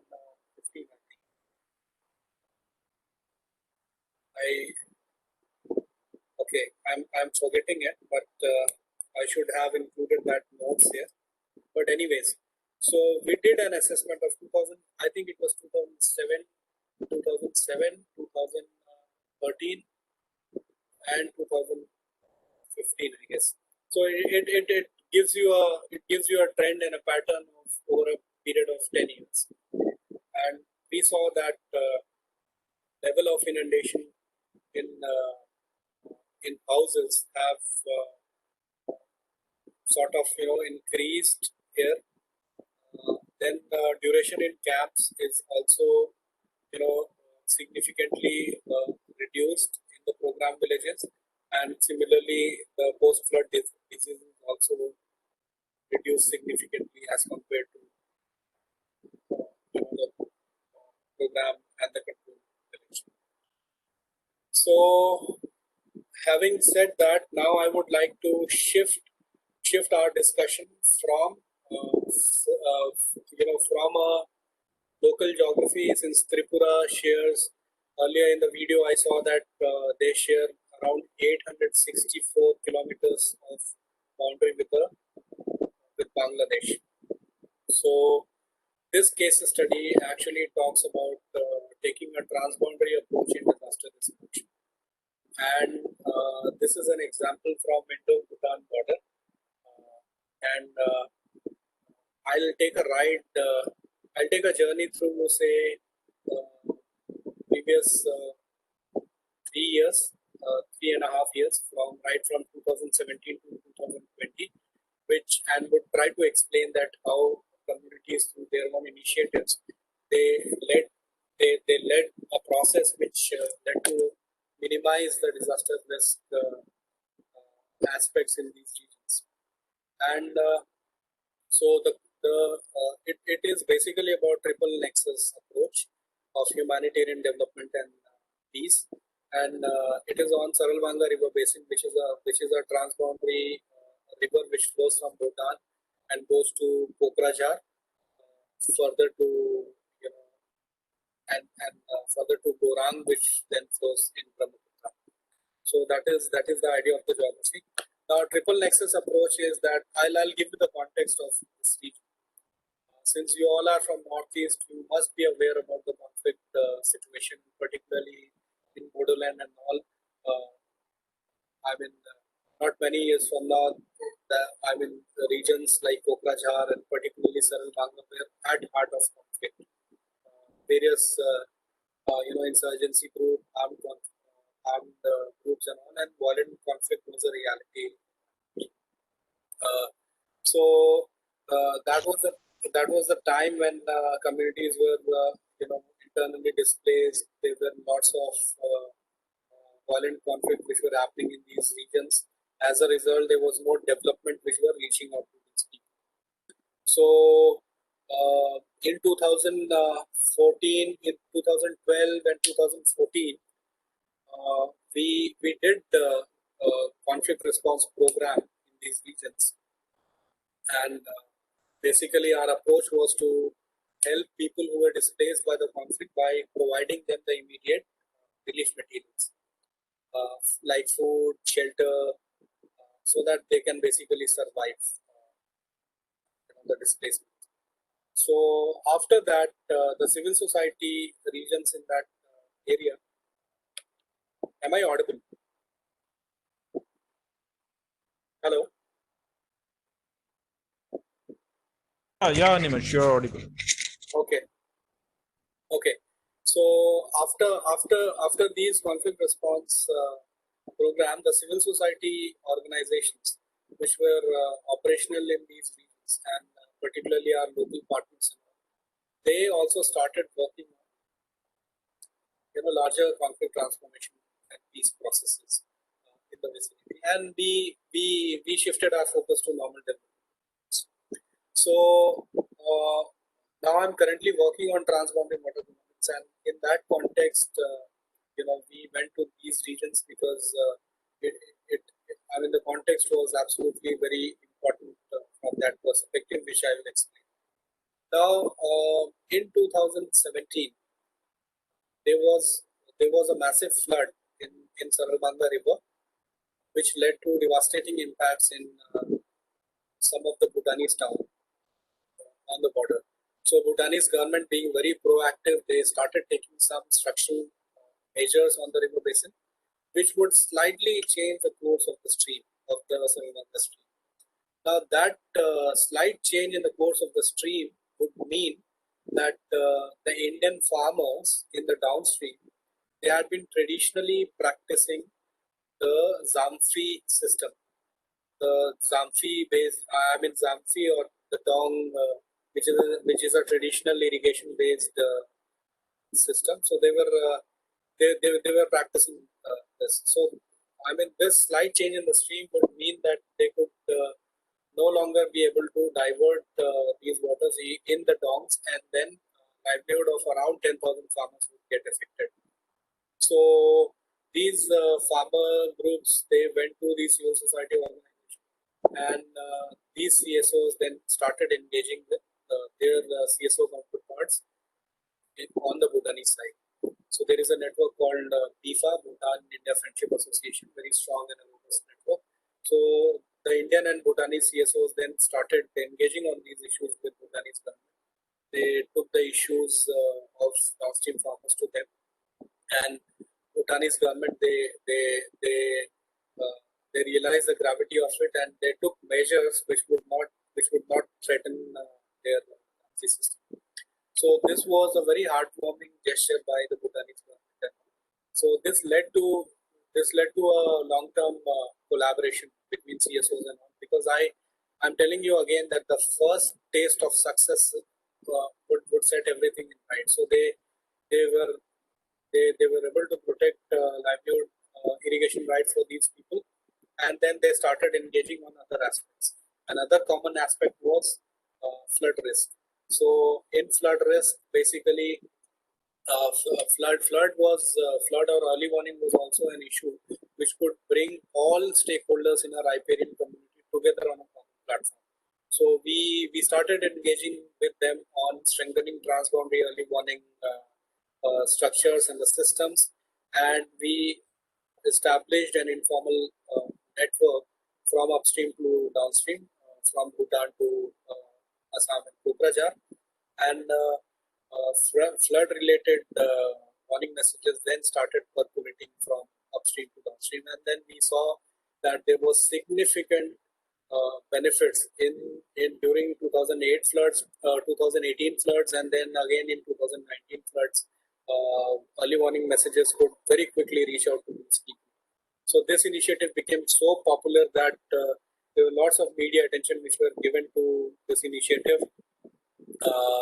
So then basically lots of media coverage. ASDMA also actually talked about it in their websites and all. So following this, we started an initiative to institutionalize these processes, and that is where Indo-Bhutan communities, they came together and signed Kokrajhar Call for Action, which talks about their engagement on 7 areas of commitment, which includes improving early warning system, and supporting community-led ecosystem managements in these regions, strengthening people-to-people ties, which is very important, which is foundation of all the friendship ties between the two governments, and then also other areas. I'll not go into those details. So they were these 7 areas which were identified, and they agreed to.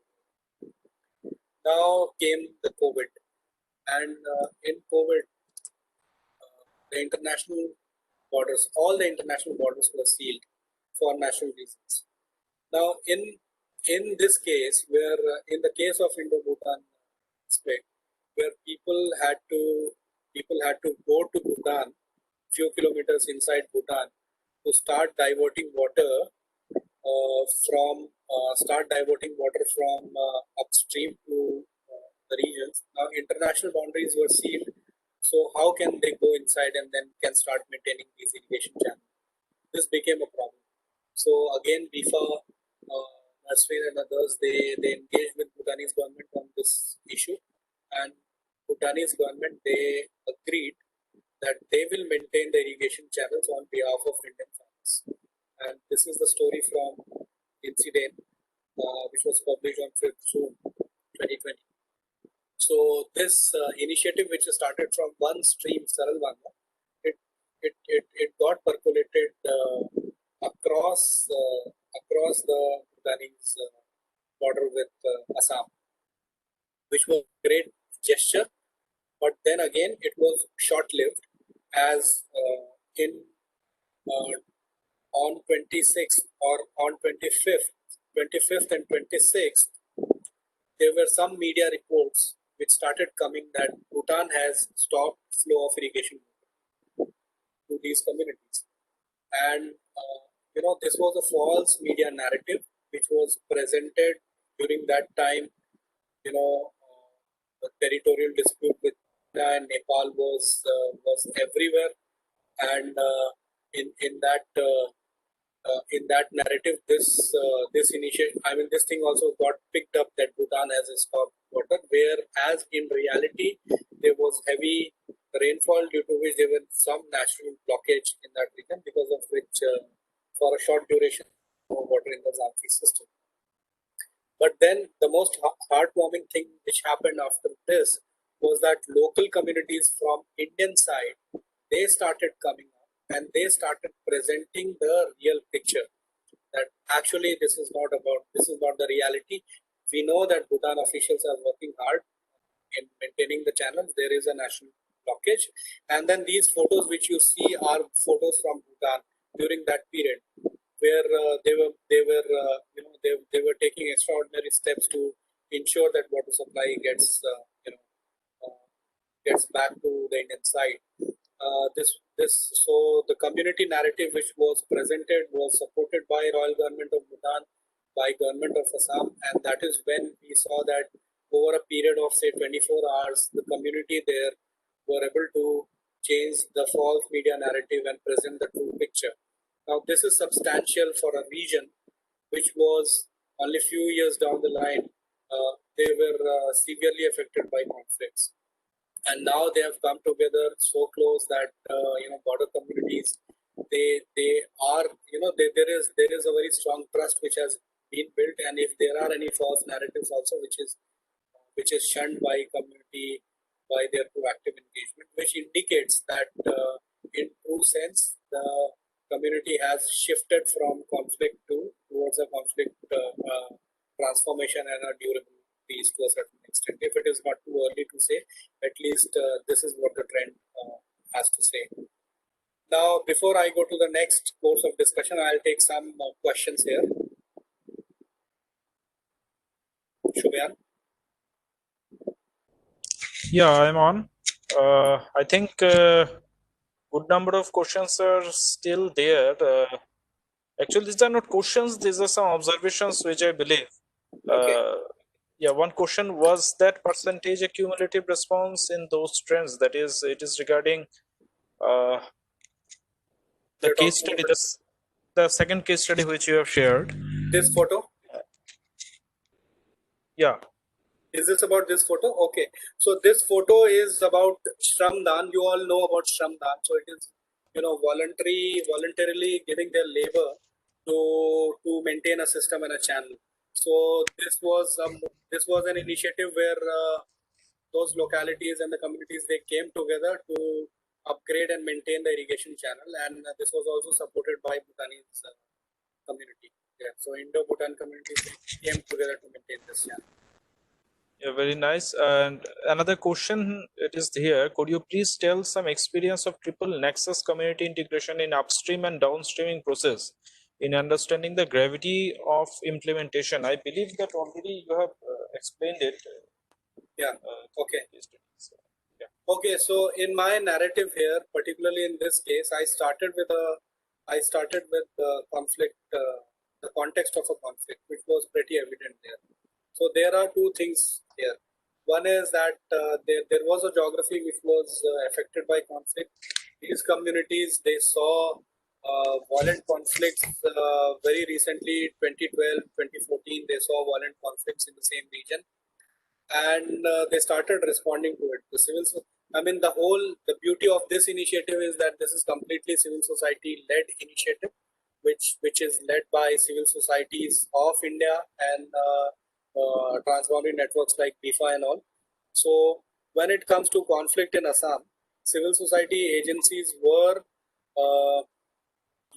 they actually did not stop at conflict response. They started engaging with the local community on conflict transformation, and that was a long drawn process which was happening simultaneously. So on one hand, the civil society agencies were working towards durable peace, conflict transformation, which led to the most recent development on Bodoland Peace Accord. If you know, early this year, Bodoland Peace Accord was signed by Government of India and representatives from Bodoland, which included civil society representatives, who signed these accord, which now at least talks about or promises the permanent peace in this region. So these things were happening simultaneously. And on the other hand, there were development programs like the TROSA Water Governance Project, and all, which was being implemented from a different perspective, from improving irrigation channels, from improving agricultural practices. There were measures which were taken, which led to establishment of border hearts or friendship markets between India and Bhutan. So poverty reduction measures were happening simultaneously. There were systems like early warning approaches, and all those were improved. So these falls within the domain of the development, where development programs and benefits started reaching out to these people, and then we see that that has led us to a peace process where you see that communities, they come together, and they come together to border communities to shun some of the false media narratives, which indicates that there is a cohesiveness amongst the border communities. There is strong people-to-people ties. There is a strong trust between these communities. So this, I would say, overall, the case in itself is a good example of triple nexus. Okay, next question. Yeah, I think almost you have answered all the questions. Okay. Because they are also telling about TROSA and all, so these things are already got answered. Okay. So, what is the question about TROSA? Yeah, you have studied the DONG system as part of TROSA program. Which is your opinion in the future? What is your opinion in the future development in the water cooperation? Okay, so basically, we started working on the DONG system 2 years ago, 3 years ago, and this whole geography that lies in a Bhabar zone. So Bhabar zone, I mean, if there are people from geography background, they would know that Bhabar zone is an area in Tarai region where surface water retention is not there. So it is not possible that the ground holds water. So you will not see even a single watershed there, or a single lake or anything. That is not there. Even it is difficult to retain small amounts of water as well. So this is the region which during the monsoon has abundant water to that extent that the area gets flood prone, and then they have a very long lean season where there are water which is not even available for drinking purposes. People have to walk kilometers to fetch water. So this is the problem. So we started with bringing water communities together on the irrigation system, or cooperation on irrigation, to which we have succeeded to a certain extent, because most recently during COVID we have seen that Bhutan government has given a commitment that they will be maintaining water on behalf of Indian farmers when the border till the time the border is sealed. So this indicates that commitment is from both sides and cooperation is essentially there. But that solves only one aspect of the problem. So now we are interested within the TROSA program, to see that how we can address their problem for the lean season, where they have no water for drinking purposes also. And for this we did an analysis of some of the existing indigenous and traditional solutions across the country, and we came to know that Bihar has another traditional system called Ahar Pine, which is a rainwater conservation system where water is diverted from hills, and then it is taken to a tank where it gets stored. So there is another solution called Tanka system, which is absolutely for drinking water conservation, which is a cement based. So there are certain designs. So we are now trying to see that if we can actually marry Zamfi and Ahar pines through some improvisation in the design, so that people have access to drinking water and access to water for raising another crop also. Maybe they can have a short crop for that. So these are our future plans on water cooperation framework, where you said that water cooperation framework. I just want to say that this communication, this initiative, which happened between the two governments at the local level, that needs to be institutionalized at the capitals. So Bhutan to Thimphu cooperation, Thimphu to Delhi cooperation needs to be strengthened. So that is what I would say in response to your questions. Shubhyan? Yeah, Nimesh. Okay. So if there are no questions, then I would move to the next part, which is more of a discussion, and because these are the things which has happened, but Even actually also we are a bit running after time, so you need to bit caution. Yeah. How much time we have? More 5 minutes, 5 to 7 minutes. Okay, so I'll close it in 5 minutes, and from these slides, from this slide onwards, I am trying to be propositional here, and pardon me for that, because but I mean, from my personal opinion, I feel that there can be few propositions in which at least I personally strongly believe. So if you don't like it, it's you can shun it. So anyway, so in 1983, there was an Oxfam report which came, and this was a revolutionary report as acclaimed globally. 37 years ago, this report was talking about a fundamental shift in disaster relief work, and it advocated a shift from short-term relief to a long-term engagement in full spectrum of preventive measures, including environmental rehabilitation. So this takes me to the quote in the first slide, which was pointed by Professor Jacqueline, where she insisted that resilience is actually a bridging concept, and it brings climate change adaptation, DRM, and sustainable development together. So this needs to be the emphasis for us in future response programming, or even development planning and other things. We need to look for sustainable solutions. How do we do it?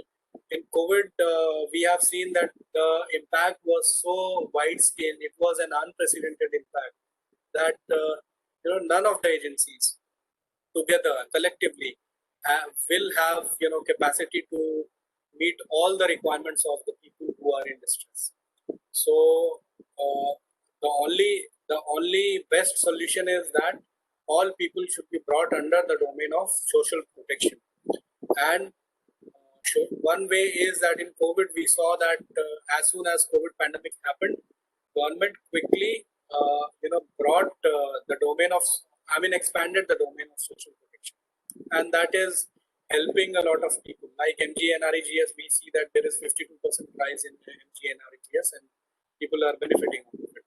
So, but then again, I am talking about the concept of adaptive social protection here, which was propounded by IDS and DFID in 2012.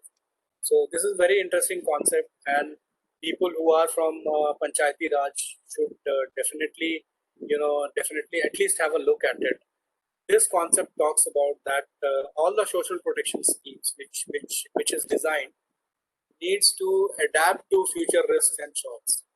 Say, for example, if I have to talk about food security scheme, for that matter, if I talk about, say, midday meal scheme or the ration system, PDS system and all, so I need to incorporate components that this food security scheme, in the event of, say, any climate disaster, that automatically gets adapted to the context which are created by those disasters. So just to give you an example, so bringing those amendments or suggesting those recommendations in the design of food security schemes or in the design of ration card, that in the event of climate disasters, additional interim temporary cards will be given to the people who are excluded from the ration card system so that they get food security for an interim period of 3 months. This is just one example. Similarly, MGNREGS. During an event of, say, a massive disaster, MGNREGS can be, say, expanded to allow projects like subsistence farming or kitchen gardening for a period of 3 to 4 months, so that people get paid for subsistence farming for kitchen gardening, and at the same time they are also able to meet their food requirement for a shorter period. So these are the examples of adaptive social protection which you think of right from the beginning, and start thinking that if I'm planning a social protection program, how I can bring a component of climate change adaptation there, or disaster risk reduction and adaptation there, so that in times of emergency I don't have to think reactively that how I'm going to use the social protection scheme in the event of emergency, but I have my plans ready, and proactively that social protection scheme automatically starts benefiting people who are affected by disasters. So this is it, Shubhan. Over to you. Thank you, Nimesh. Actually, one suggestion we have received just now from Shivam Sharma. Yeah. Social protection should have fragile financial capping and financial contingencies for these communities amid emergencies, disaster, epidemics. So it's a very nice suggestion which he has given, and I believe that Absolutely. it is very crucial. Very crucial. So I think it was a very enchanting session, and also it has given a different perspective to us, that how external agencies are working for building disaster resilient communities, and also how they are supporting the other tiers of the society. So, Animesh, I think from the chairs, from the responses, you got the answer that the session was really outstanding, and definitely a bit we are running after time, but then also the session, I think you have just done outstanding work with the session. Yeah, actually somebody, they are looking for your mail ID and all, so it is a declaration for everybody. So this presentation and the recording of the whole session will remain available in the LMS site, where you can get the details about Animesh sir and even other resource person also. So I have shared my email ID. Okay. So Animesh, it's kind enough. He has already shared his mail ID. So let's call for the day, isn't it, Animesh?